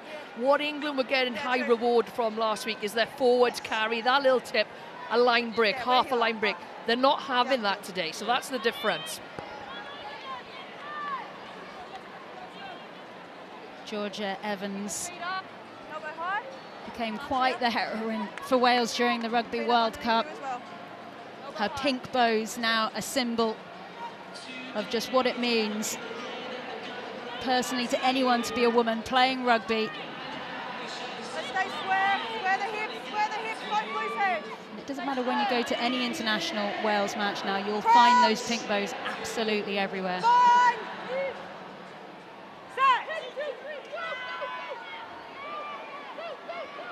Picked up at the base there by King. Pushed through, forcing England to turn. Nice set by Wales. And that's how you manage a game. If you need an example of what you do when you're a player down, look at Ciara Bevan there. Really strong scrum, good decision. Go kick your spaces, pick out individual players there. You'll see it. Good dominance. She peels right away. She knows exactly where she's going. Right foot. Claudia McDonald has to come high, gets in behind her. Loose ball, but Kelsey Jones was there. Joyce with the distribution. Huge hit on Lakey George.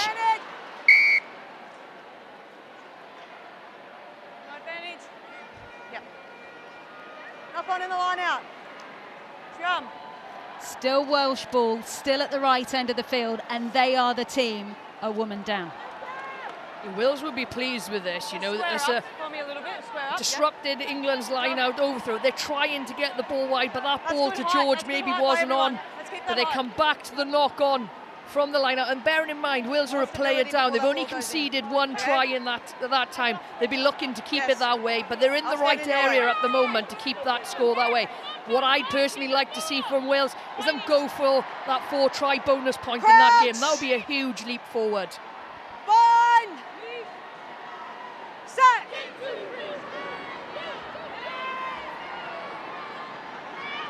Bryony King digging that one out again. She's been so strong for Wales at the base there. She's the Gwalia Lightning captain.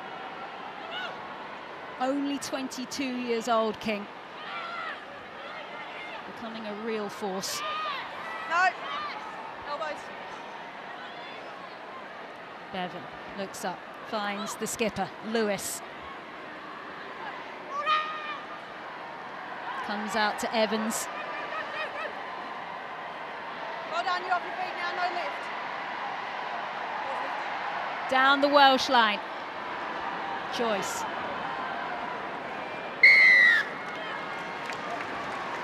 Frustration for Wales. All of that effort, and it ends with England winning a penalty. It is frustrating, Sarah, because there's so much promise. They get up to that position, they have a scrum, but unfortunately, and this is the difference in my opinion as well, is how lightning quick England's ball is compared to Wales. That was slow. That means England are set in defence and there's no options to punch through all round because the ball is slow. Well, England have emptied the bench now. As Abby Burton goes and takes a seat. Onto the field is Ala Latui. Also slotting in the backfield, we can see Zoe Harrison. As Helena Rowland just scrunches up her face there, a bit of frustration.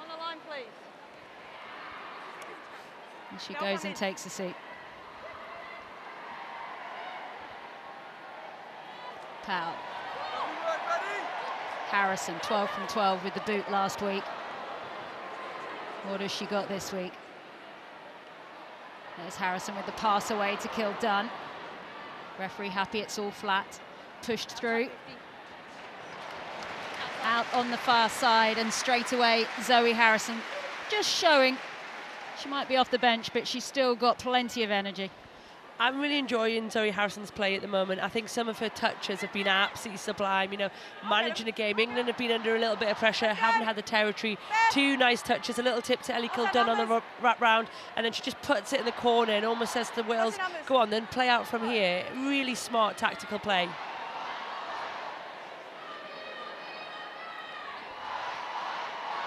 Molly Reardon on for Wales, finds Lewis.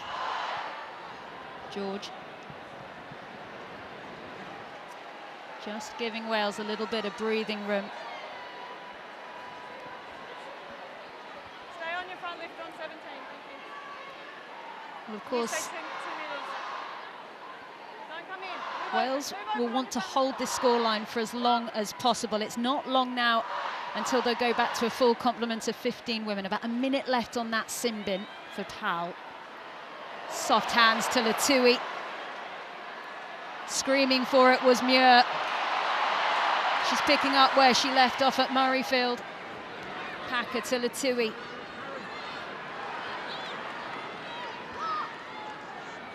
Robinson. Clifford. Harrison just delays that pass. Big pass out from Aitchison. Breach is going to be through. No one to stop her. 8 tries now for England as Jess Breach racks up try number 55 in an England shirt. Yeah, it's England at their best, isn't it? You just see them going through phases. We'll just see the end of this here, but again, positive carry, speed. You see all them Welsh players getting left on that wrong side, and then Holly Aitchison, lovely weighted ball. It's just the pause, isn't it? The pause to make a Welsh defender make a decision there, make them come in, make them stay out, and you're not going to catch Jess Breach from that close. And the person on the edge there is Beth Ann Lewis, because obviously Kaylee Powell's in the bin. Jazz Joyce is coming in backfield. She's going to win that battle on the edge. But you're spot on, Katie. Wales didn't fold enough either. There was 5 or 6 players parked on this blind side, left the easy edge for England. But England able to execute.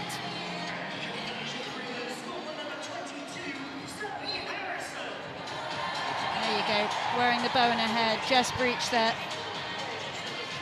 Yeah, she's racking her way up the rankings. She's now 3rd on the all-time try-scoring list on her own, Jess Breach. She has left Marley Packer and Emily Scarrett behind her.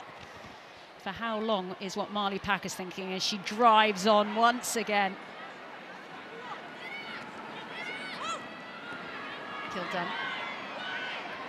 Great take round the shoelaces. Muir, really nice connection there through the England props. Aitchison, the passing width of England is stunning. Maloney McDonald, nice touch through. Oh, England, England, England. The kicking game, it is all there. Yeah, it's the balance of their game, isn't it? You know, they're going width to width now, edge to edge. Some big passes there. Maddie Fain-Arty, really good job of attracting 2 Welsh defenders. Claudia McDonald, not a lot of time to move that, and just a nice little kick straight down the channel off her right foot. Beats Claykie George, and you've got a bit of a foot race, and she gets the bounce as well, doesn't she? It's a great bit of skill by the Hold winger. on the line. Yep. And you just stay 2 meters. Executed to a T. It's a 50-22, it's an England line out. Long pass right over the top there. England can't connect. Claykie George alive. Let's not pull people anymore.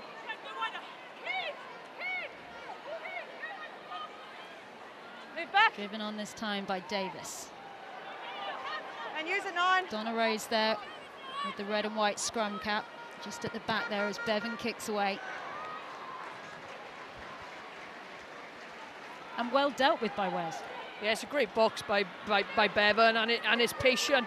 It takes England outside of Wales's 22 now. 5. You see the difference today with the relief of pressure from different kicking options from Wales. Play away! Well, it's not the cleanest line out. England don't care. They've got the ball. Latui. Robinson finds an extra teammate in Fernarti. Latui again, playing her rugby at the moment at Loughborough Lightning. PWR taking a break at the moment while the Six Nations is on. Tucked through by Aitchison. Kildan and Maloney McDonald there. And Maloney McDonald scores again. You had any involvement in that, I will have to penalise you because you're in front. Okay, just be careful when you're running on. A second try for Claudia Maloney McDonald. She's finished off 2 now, and she's got the nice touches on the ball as well. She has, but it's been made by the centres, hasn't it, again? Zoe Harrison flats the line, she comes back out to Holly Aitchison there, and then she just puts that kick through, but no doubt that's been called by them outside backs. Just going to look at the grounding. Okay. Okay, we are having a TMO check. Ella We're just Goldsmith checking goes and the looks at the grounding. big screen. Yep. Okay, that's us at the screen, mate.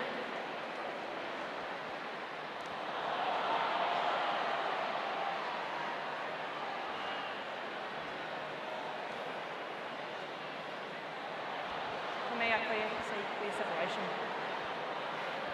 Clear separation from the hand and the palm, and it's in goal. Yep. Ella? Yep. Ella, there's clear separation and no press. She's lost control of the ball. And it just confirmed for me it's in goal, so my restart would be a goal line dropout. Correct. Okay, we've got a decision back to me. Back on you. Going to be no try. It's knock on in goal. Goal line dropout. Okay, the voice you heard there was our television match official, Leo Colgan. Just confirming. Not controlled there by Claudia Maloney McDonald. She's still got one try. Yeah, we'll just get a ball for you. Time's off still, please. Time's off while we get a I ball. want to highlight the work by Sarah Lockwood as well there. Out of position, obviously. Come on the wing for Kat Richards. She did cover wing last week for Wales as well. Time back on, she moved from scrum half to wing back. That's a real good work rate and hustle back to cause that ball to not have a clear grounding. And the ball straight to the Harlequins fullback Kildan.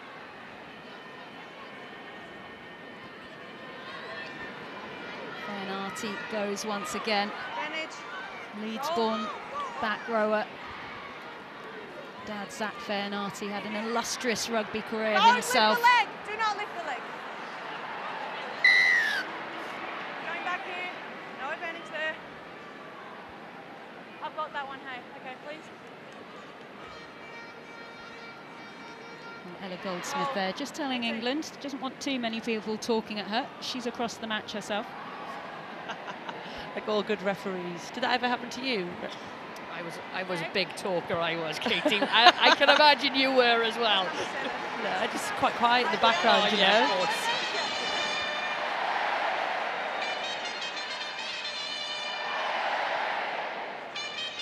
It's funny, isn't it, how different referees like different approaches, and you've got to tailor your way of communicating depending on who in the middle likes referees the game. Maybe that's why I went wrong. Didn't tailor my approach. Didn't tailor your approach. You used same style for every official. Don't have multiple receivers, okay? It's an interesting warning, that.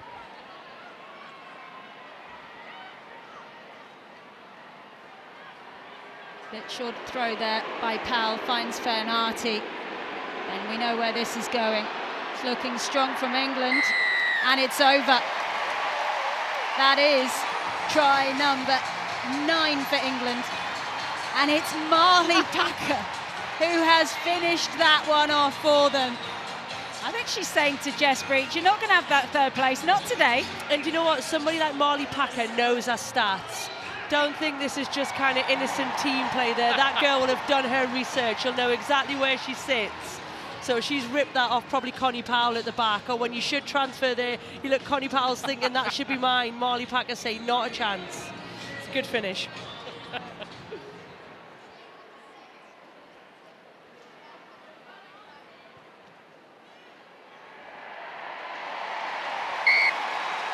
Zoe Harrison, that is phenomenal. Look, she was 12 from 12, she's now 14 from 14. And I would say that both those kicks in this game, both from the touchline, and huge difference in the women's game. You know, it's something that we've talked about, the goal kicking, but she is on absolute fire there. They weren't easy kicks. They're not ones in front of the sticks, Katie, like you said. That's phenomenal. And the pressure of knowing before this game, you're 12 from 12. How do you keep that momentum going?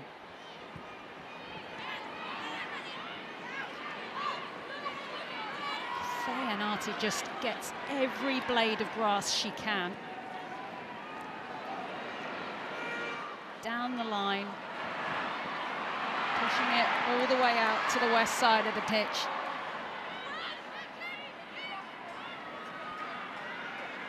A nice little dummy there. You just think it's going to fly out, and then the forwards offer themselves again. Short. Yeah, if we go. Long pass out wide, this time to Maloney McDonald. Wales having to play with 14 again, player in the backfield injured, Kildun. And she's got her knees to the ground again. Wales are desperate to try and hold her up every time, but she's so good at making sure it's still clean. Jones, just making sure that she can't be touched. And that last pass out wide to Packer. Not everything can go her way today. She is the only two-time world champion out there on the field. There are others still playing, but she's the one who's the star feature today. Yeah, and look, I mean, it hasn't been easy for Marley Packer. I think you look at her stats and you look at her numbers. She knows where she sits in this new era under John Mitchell, but she is somebody that will stay in the fight. She works extremely hard. She's extremely proud. So it's a great opportunity for her today, but also to see that she's taken it with both hands is absolutely phenomenal. Yeah, credit to her. You know, how many caps Marley Packer's got? 113. It's a lot of packs, but then her stats today, Katie, 12 carries, 95 metres, 4 tackles made, you know, 2 turnovers. They're pretty phenomenal, and she has been playing exceptionally well this afternoon at Ashton Gate. Well, as you see Jenna De Vera there go off the field of play, on for her Wales debut, Freya Bell. Been playing her rugby at Gwalia Lightning, big moment. A big moment. I'm a big fan of Freya Bell, and unfortunately we haven't seen her much for Gwalia Lightning this year due to an injury. She was out for 5 months roughly, but a huge potential, a star of the future hopefully, and I'm looking forward to seeing what she can do on the field this afternoon. Kira Bevan's just doing an audition for Strictly here, and it's going really well because no one can touch her. Eventually she crashes into Kildun, but that was a good 20 metres made by Kira Bevan. She really stood up today. Reardon. Penalty for the moment, I'll play advantage. So, you got a penalty advantage. High tackle. You want it? It's over here. 10 metres, please. Yeah. Wonder if there'll be a review 15. here. Lakey George just slowly stepping up. Sorry, I'm just going to move my mark a little bit. Oh, she's taken a couple of metres off her. Which side? B or Jess? Towards Jess. Well, Kira right Bevan's here, okay. just down in front of Lakey George at the moment. I think she got absolutely clattered in that contact with Kildun. It was a last-ditch tackle by Kildun, 15. and for me, Kildun was high. I wonder if TMO are going to review this at all, because hopefully, well, it's an issue now for Wales. If Kira Bevan's got to go off for a HIA, they've already got a winger, a scrum half on the edge. It could be a detriment for Wales. Wales are going quickly. They're not interested in waiting. Maisie Davis getting that ball away to Lewis. The captain driving on. Support by Rose. Round the corner they go again. Wales haven't been in this position for so long in this fixture. Pick and go again, this time by Evans. 1 metre short. Can Wales go over for a third? Onside, England, onside! Patience required by the shirts in red. This time round the corner, it's Reardon, and they're over! It's a captain's try. Beth Ann Lewis scores for Wales, and they will not lie down in this fixture. It's great play by Wales. Look at them not slowing anything down. They've gone for the fast line out, even though Kira Bevan is still walking back in after getting medical attention. And then it's a great finish by today's skipper, Beth Ann Lewis.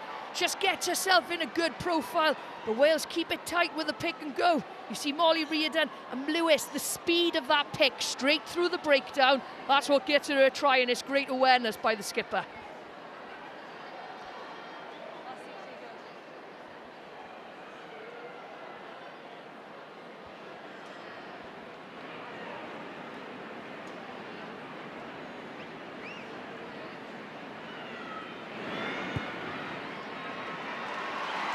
Kira Bevan with the extras. She's kicked some important ones in her time. She's back in this starting lineup, and this is her 81st cap today, and she has played an absolute blinder.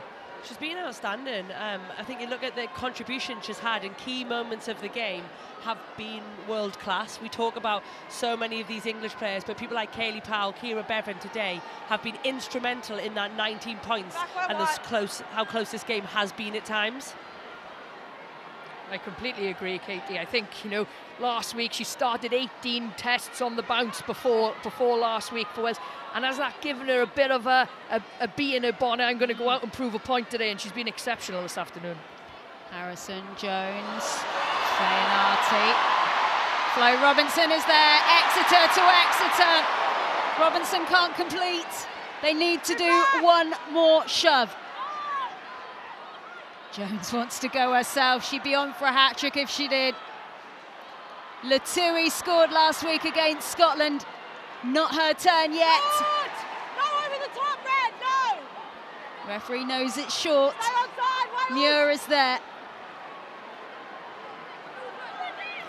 Patience required by the England forwards, and it's Muir that finishes. 10 tries for England. And as soon as Wales think they can get a little bit of a punch in there, England come and they hit straight back. Yeah, first phase has been so good for England, hasn't it? It didn't work against Ireland, but last two games it's been absolutely at such a good starting point. You see here, Zoe Harrison hits Meg Jones, last play and it's Fayanati, nice and straight against the grain. Found the last Welsh player, but the work rate here defensively there, what a tackle that is. It's try saving. The defensive scramble from Wales has been absolutely phenomenal today, but the physicality, brilliant. And Zoe Harrison goes 15 from 15. Okay, who are your contenders for player of the match? Yeah, so we're going to go, there's 4 of them today. So you've got Marley Packer, absolutely outstanding. We've talked through some of her numbers. Meg Jones is in there. I think Maddie Fayanati, Maloney MacDonald on the wing, brilliant. And then Kayleigh Powell. Kira Bevan, obviously notable mention. We've talked about her. But I think these 4 have had some really big impacts on this game today.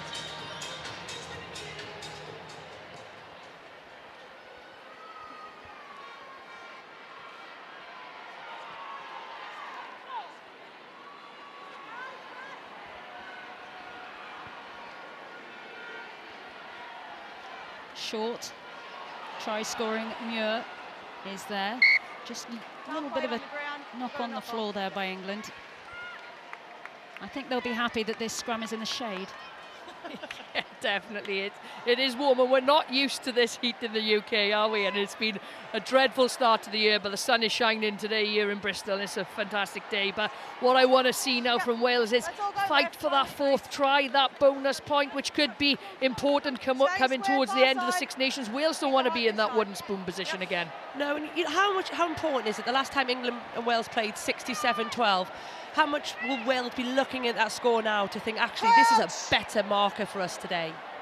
100%. And you know, Sean Lynn's spoken about narrowing the gap. Wales score again, and it's 24 or 26-62. For me, that is a step forward against the best team in the world that are building momentum, building strength and depth. Too much movement. Let's find the stability.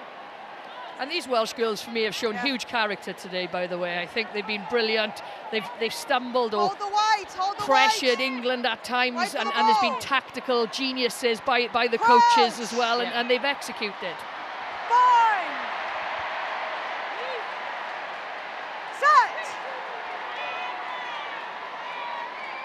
That's gone down, but the ball is out through Bevan. Hard running line there by Keat.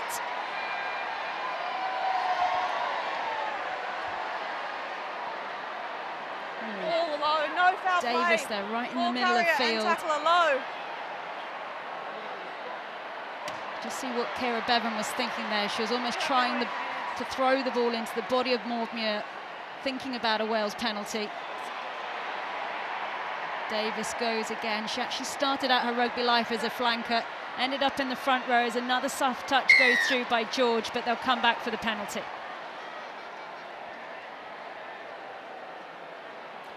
The penalty isn't for the high shot. You've seen Maisie Davis hold her head, but Maudmuir is low. Maisie Davis is really low, but it's then Maud's action, Maudmuir's action after the tackle. She's in the way of Kira Bevan being able to play fast. And now we're going to see a third variation of a line-out play 5 metres out here. Well, as Wales just get ready to get this ball off the field of play, it does go out. Katie Daly-McLean, who is your Six Nations Player of the Match? Yeah, I mean, I think she's been absolutely outstanding. Hasn't started a while for England in that 7 shirt, but with 12 carries, a couple of tries, nearly 100 metres made in that back row. It's that lady on your screen, Marley Packer. She is an aged citizen, but 114 caps, 54 tries. Is that for my maths all right? Not a bad day at the office for her today. I'd love to know what she thinks about you calling her an aged citizen. Don't Katie. you worry, we'll find out. But let's watch this Welsh maul. That is not moving anywhere. Here it comes. Another try for Wales. They get the bonus point. They are looking and screaming for it on the wing. They try to break through the middle. Bevan goes again. There's Lewis. There's women out there if they can get it there. It will be a try. It will be a bonus point try for Seren Lockwood. And Wales come away with the most precious point from this fixture. So hard earned. Oh, really well earned. Fist pump in the air. Here's Zara. Katie's wondering what's going on. And it's the youngster on the edge, Seren Lockwood, playing out of position. A shining light for Wales, only 19 years of age. But it's great play. Look at Kayleigh Powell here with the line break, fighting through the tackle. And Lewis does exceptionally well here. Spins out the tackle, knows the space on the edge, gets the ball there, and it's a great finish by Lockwood. Really well deserved and a huge step forward for Wales. It's like you say, Siobhan, it is thoroughly well deserved. I think Kayleigh Powell, Kira Bevan have been instrumental in this, the way they have come and they've played and they've stayed in the fight, and they get their reward.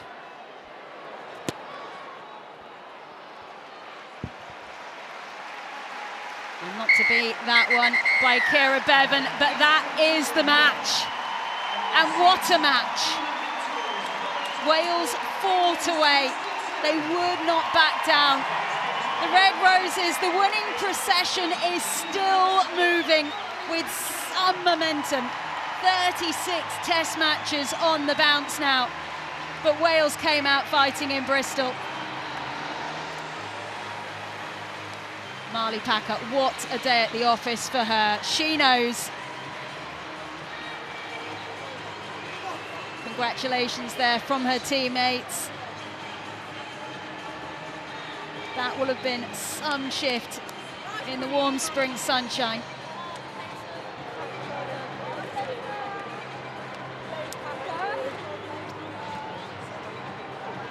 Wales congratulating each other. There was, of course, disappointment for all of them, but that is some improvement from what we saw this time last year. Full time, England 62, Wales 24.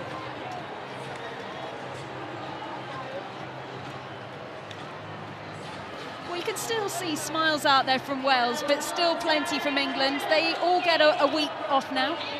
England will get ready to travel out to Italy in a fortnight's time. Wales will get ready to travel out to Ireland. All those fixtures happening on the 9th of May. Good afternoon there for Claudia Maloney-McDonald. She'll be happy with her shift. There's a real fight going on at the moment for those wing shirts for England.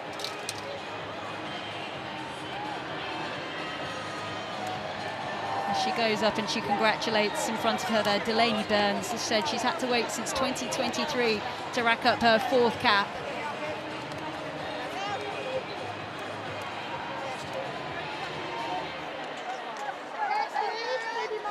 And it is a while since Wales have managed to get a win in the Six Nations. The last one was back in round 5 of the 2024 Six Nations, when they managed to get one over on Italy, finished on the day 22 points to 20. Their wait continues, but you can see the improvements right now under Sean Lynn. And the depth at the moment in this England squad is what is frightening for everyone else. Still have the opportunity to rotate in the way that they do. It's Kelsey Jones there, so many smiles there by the Welsh hooker. And they all know each other from the PWR, this lot. They all play at the same clubs, all friends at the final whistle. Right then, it is now time for us to head down to pitch side and hear from the woman of the moment, the player of the match, Marley Packer, who's with Jenny Drummond.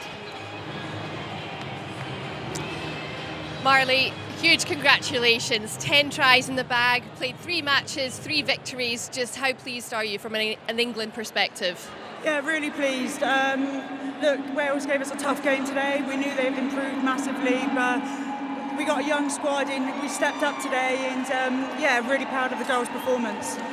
Did you know that you're actually now joint 3rd in terms of all-time England try scorers? You're joint 3rd with Jess Breach. The two of you were jostling for 3rd there. 55 tries, Marley Packer, in 114 caps. What does that mean to you? Oh, it means everything, I think. I'm sorry, I get emotional.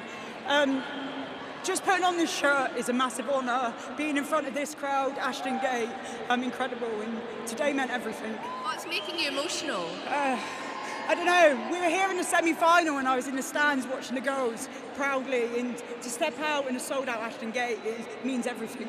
Well, Rosie's up in the stands, and when you actually scored your first try, I saw she didn't realise it was you. Then your name came up on the board and she started screaming and shouting, as she does, as a great supporter of you as well. So you've spoken about this, the support that you guys are getting, the Red Roses, the fans are travelling everywhere for you guys. What's it like, every venue you go to be sold out?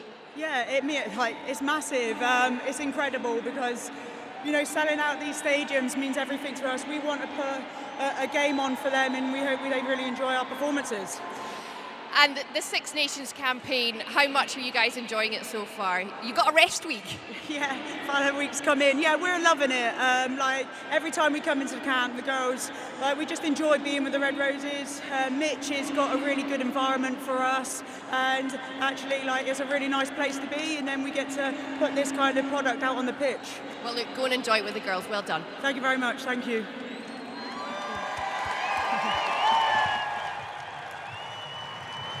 So the England bandwagon rolls on. This is how it stands after today's first game of round 3. England at the top, aren't they? Unbeaten after 3 rounds.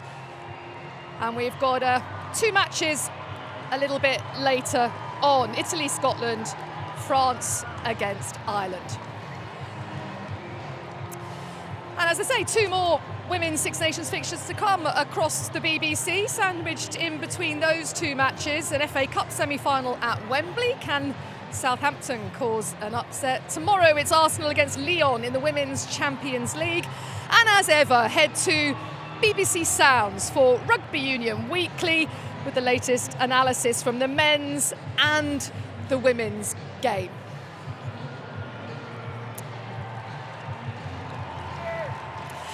Here again, of course, with Maggie Alfonsi, Ruby Tui and Shuan Lillicrap.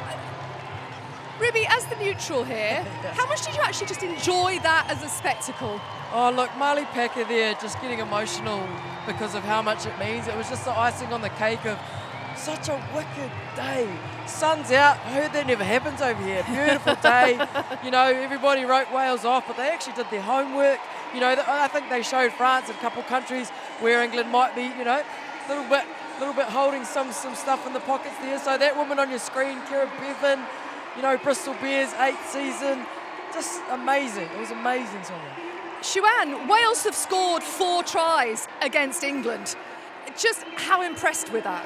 Oh, it's superb. And, you know, I was saying up on comms with Katie, if Wales can score 2 tries this second half, that's a bonus point. And I just heard a stat, and I don't know whether it's true, but the last time for a team to pick up the bonus point against England was 2023. So that is huge, right? Because this is the best team in the world. So I'm just pleased with the amount of character shown in that Welsh side and execution of things that obviously they've gone through in training this week, but also defence again. I thought they tested England at times. They were physical with collisions and didn't give England easy rides. You're absolutely right. I think the coaching staff have definitely done their job, and this Welsh side played with belief, they played with confidence. We talked about their game management. The first half they came out, they're explosive, they put England under pressure. Second half they rattled them. And I think this Wales team should be very, very proud. And I mean, listen, I think this Wales team have got a lot more to develop on, but I can't wait to see where they go.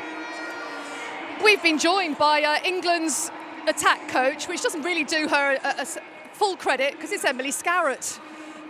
How are you? This is very fetching, isn't it? I probably should have taken that off, shouldn't I, before I joined you, but yeah, never mind. Look, Wales have just scored 4 tries against England. How much does your team feel they've been in a test match today? Oh, massively. I think you're always in a test match, aren't we, against whenever you play a team like Wales. They're so competitive, especially around breakdown time. They're so passionate about wearing their shirt, so it's always going to be tough. I thought they really brought it today and posed some different challenges for us, which is awesome for us in our development. As you say, we conceded 4 tries. Wales scored 4 tries, you know, credit to them. But yeah, we still got a pretty good job done. There's a muted sense in the group, which is obviously a really good feeling still when you put a score on like that. Why would you say there's a muted sense? I think because we know there's still so much more to come, and it certainly wasn't perfect, and there's really positive signs of things that we're trying to get to, something that just didn't come off. And look, as an England side, we hold ourselves to really high account, so conceding 4 tries is always, you know, a little bit daunting. Skaz, first of all, it's so amazing you're giving back to your shirt to see you out here coaching them. I saw you running down the sideline, talking to Jess. It's so amazing, Bo. Look, we don't know how to feel. You're an experienced head. The amount of pregnancies, we saw Sadia Kabaya go down, then Millie David goes off with an HIA. Should we be worried as followers of this team, or is this part of the job? It's part of the job at the moment, isn't it? I mean, yeah, certainly everything that's going on in terms of obviously injuries, and obviously what amazing news for our 4 pregnant girls that are adding to their families. It's unbelievable for them. But yeah, it's certainly posing us different challenges, that's for sure. Obviously, you hate to see Sadia and Millie leave the field today, especially Millie on her first cap, scored that try. But yeah, it's giving us different things to think about for sure, and obviously also meaning that so much of our young talent can come through and get opportunities. And I guess in the grand scheme of it, you're also at the start of a new 4-year cycle, and how important is that? Scarrett, I want to ask a word on Wales, because I mean we know that both teams know each other incredibly well, but they really did put England under a lot of pressure. How do you feel about how Wales' progress has been? Oh, it's awesome. I think, you know, we spoke pre-game around the fact that albeit Wales haven't had the results maybe they wanted, certainly in that first game, but actually a lot of their stats and stuff are trending in a really positive direction. And you can see that out there today. Obviously, we know so many of the girls really well through PWR stuff and the clubs that they play for. They've got some real talent coming through, and, you know, obviously we've seen as well at age group level how well they're performing. So, look, I think the future's really bright for Wales. They're certainly pushing in the right direction, and look, they always pose some really challenging questions, and today was no different. I think the future's bright. The future's, what is that, lime green? It's strong fluorescent. It is strong fluorescent. Thanks so much. It's lovely to see you. That's Emily Scarrett, 5 Rugby World Cups she went to with England, now operating as England's attack coach. Let's get reaction from this Wales team, who, remember, 24 points they've scored today. That's the most that Wales have ever scored against England. That means progress. We can hear from their captain today, Bethan Lewis. Bethan, I want to say congratulations based on the spirited fight that you guys put out there, and also getting 4 tries, a bonus point against the world champions. How would you assess that 80 minutes? Yeah, we know it's not the finished article, we're well aware of that, but the progress we're making, to be able to get a bonus point in that game, I don't think anyone's done it in the Six Nations since 2023, so for us to come out and do that shows the character. We've got more to do, but I think we can be proud of from aspects of that performance. For you as well, to get on the score sheet, to be captain today, to see the fight from the girls, what does it mean, given the challenges that you've faced in terms of loss after loss? Yeah, like the bench coming on brought incredible energy. Maybe they didn't do that last week, and they've changed that this week, and they were incredible and brought that to get those 2 tries at the end. The young talent we've got coming through, Sarah Lockwood jumping on the wing, finishing off that try. I think we're showing character. We are progressing. Again, not exactly where we need to be, but we're closing that gap against the top team in the world. Well, look, well done today. Hard lines on the overall loss, but well done in the score sheet. Thanks very much. Siobhan, what do you make when you hear Beth Ann Lewis there? Oh, I love the humble approach by Beth. It is progress, but we also know there's a long way to go, and this is just the start. And that is so important, and she speaks about the youngsters coming through. Some of them have started to be bled through this competition. There is more to come through. Emily Scarrett mentioned it. Wales 18s beating England in their under-18s festival this year. There is strength and depth coming through. It's going to take time, but that was an improved performance by Wales today, and I'm really pleased for the girls. But the humble approach is what I love. Let's go to work and keep getting better. Yeah. Now, Maggie, what do you make of this tussle we've seen unfolding today to be up there on the try scorers list for England between a winger and a flanker in Jess Breach and Marley Packer? So basically, Jess Breach got in first, didn't she, in the second half, and she chalks up 55 tries for England. Let's talk about her score first. I mean, listen, Jess Breach knows the way to the try line. Look at all that space. I mean, that space, that ability to preserve the back area there, the pass there from Aitchison, absolutely beautiful. Being able to deliver the ball just on the gain line to get over that. But listen, Jess Breach does that all the time, and you expect that from our backs. But it's just great to be able to see our forwards also do exactly the same, being able to test the lines, be able to put the pressure on. But Jess Breach has been brilliant. And then Marley Packer scored in the first half, but then she got a second in the second half. She's a flanker. I mean, are you surprised? Okay, sorry. What's what you're saying around Maggie? I mean, we are here. But given that she's 35 years of age, how impressed by the fact that she just keeps on going, keeps on keeping on? Yeah, she's giving the rest of us hope, isn't she? No, look, I loved how she started this game, and that was experience. It took the England pack a wee while, but her, it took her 2 seconds.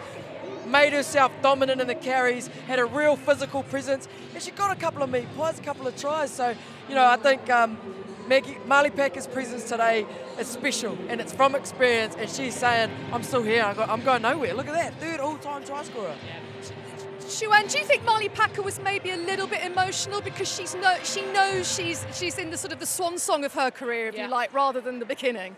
And to go out there and knowing that, she 100% knows that, and to put in that performance, knows how much that badge means to her, the fight that she's got within a huge amount of character. I thought she was outstanding today, but Katie Daly-McLean made an interesting point on comms. She wasn't going to get that ball back to Connie Powell in the ball. She knew what the stats were and she was going to score. I played against Marley Packer in my days, a phenomenal competitor, and she's still doing it on the international stage. Plenty of niggle as well, eh? Yeah, well, I wonder how emotional Sean Lynn is after his team have just scored the most points that Wales have ever chalked up against England. He's talking to Jenny. Sean, how do you assess that 80 minutes in terms of, was that the right step forward that you wanted to see today based off last week? Yeah, look, that's what I asked the girls for today, was that character. And before, 12 months ago, we would have just flopped and fallen away. But to show that character, to come back and score 2 tries and get a bonus point, I can't fault the character. Obviously, we're disappointed. We leaked 62 points. That's a very good Red Roses side who were clinical today. Yes, Sarah Lockwood getting on the score sheet as well. She's been playing some great rugby, and you switched Kira Bevan in at 9 starting today. What do you make of Seren and Kira in terms of their performances? Look, in camp now we got a lot of competitiveness in those positions. Kira, the messages that we spoke to her this week was controlling the game, and I thought she did that. And that break then at the end just give us that edge so we can go into the strike zone for us. And look, Kira's composure was brilliant here today. Alicia Joyce as well, that just makes everyone so happy. 158 days since she had a baby and she's back representing Wales. She was emotional in the national anthem. What do you make of her resilience and what she's done? Look, she's incredible, and it just goes to show the professionalism of Alicia. Coming back into the environment, she's been brilliant all week, and she got really emotional after the game there because she just can't believe it. But to do that on this platform here against the Red Roses, it's really exciting to have that competitiveness in the back row too. So look, I can't fault her. Bringing it back to the drawing board, essentially it is played 3, lost 3, a break week now. So how do you assess the last 3 weeks, and what do you want to see from the final 2 rounds? Yeah, definitely, and that's going to be the big part of it, is how we review these last 3 games. But going into next week, we'll review and making sure that we're improving, and we've got to build into the last 2 fixtures for us. Thanks very much for your time, Sean. Thank you. Well, we've been joined by the family Joyce, Jazz and Alicia, and little Ralphie. Now look, normally I prefer dogs, but that is one cute baby. Jazz, tell us a little bit about your son. Oh, he's honestly the best thing in the world, and for those parents out there, it genuinely is the best thing in the world. At times it's the hardest thing, but I mean, look at him. How can you not love him? He's got the greatest little chubby cheeks, hasn't he? Look, Alicia, just give us a little sense of just how tough it has been to bring Ralphie into the world and then get back to the day job of preparing for Test rugby. When we decided to have Ralphie, we were so ready for it. We'd waited and waited and waited for us to finally start a family, and it felt like the right thing to do at that time. And honestly, I wouldn't change him for the world now. But I think coming back into international rugby on the biggest stage of all, Ashton Gate sold out, it's just crazy. Like, honestly, I did not think I'd be here. Yeah. But the support I've had from, firstly, Jazz, my family, but all the staff as well. And here's the moment you came onto the pitch. Can you just describe your emotions? Crazy. I think I was probably slightly more emotional at the end. Just it's done now, and I can just crack on, keep my head down, and kind of go to work. So I'm really excited, and it's been great. It's been great. And Jazz, just how much does it mean to you that you've scored 4 tries against the world champions? Let's put that into some kind of context. And also, it's the most points you've ever scored against England. Like, it's getting better and better. Our defence, we've shown over the last 2 games that we can defend and keep teams out, but our attack is coming together week by week. And a bonus point against England, I can't even remember the last time we would have done that, or a team did that. So for us to come out here, sold out Ashton Gate, England away, bonus point, is just unwordable. And that bonus point, actually, you've had the wooden spoon, don't want to rub it in, but the last 2 years in a row, but to get that bonus point, that Sarah Lockwood try right at the end, that could be so important, couldn't it, in the battle to avoid being bottom? Yeah, I really feel like we're building something here. Linny's had a little bit more time now, and we're really starting to build a little bit more momentum, and our performances are starting to string together. We're starting to put in 40, 50, 60-minute performances, and we're taking little swings at the bat every single week, and we're getting better and better. I truly believe that, and it's a 4-year cycle to the next World Cup, and I feel like in a few years' time you'll really start seeing the younger girls coming through, and how amazing it is. It's brilliant. Well done to you all. I don't think you're getting that baby back. I think Ruby she's off. How can you trust her? She drops balls. We'll let you both go and reclaim your son Ralphie. Thank you so much to you, Jazz, Alicia. Thank you very much indeed. Ruby's gone. She's got the baby. Look, Maggie. It is normal service resumed for England. It's 3 from 3. We seem to be potentially heading to that decider with France. How satisfied will they be with today? I think they'll be satisfied, but as we heard from Emily Scarrett, there's this element of we know we can do better, and that's really nice to have, that slight element of, it's not arrogance at all, it's just that they know what their standard is and they can build on that. There were some tries that they missed, they let behind, Ellie Kildun probably could have scored, there's a few of them could have scored. So I definitely think this team can build. And last word to you, 10 seconds. On Wales. I'm immensely proud of Wales, especially those 2 women there, the mothers being on the field. But it was a step up in performance, and as Alicia said, I can't say it better. This team is building. Give us a few years. And you and Ralphie, a new bond. Besties. Look, I hate it. I hate to admit it, but I'm just so inspired by being on this side of the world, guy. Congratulations on an amazing event. It's great to have you all here. Fantastic. Thank you very much. We've got a week off next week. We'll be back on May the 9th when England take on Italy in Parma. We'll see you then. Bye for now. The third round of the Women's Six Nations has started in the sparkling sunshine. Pass out wide.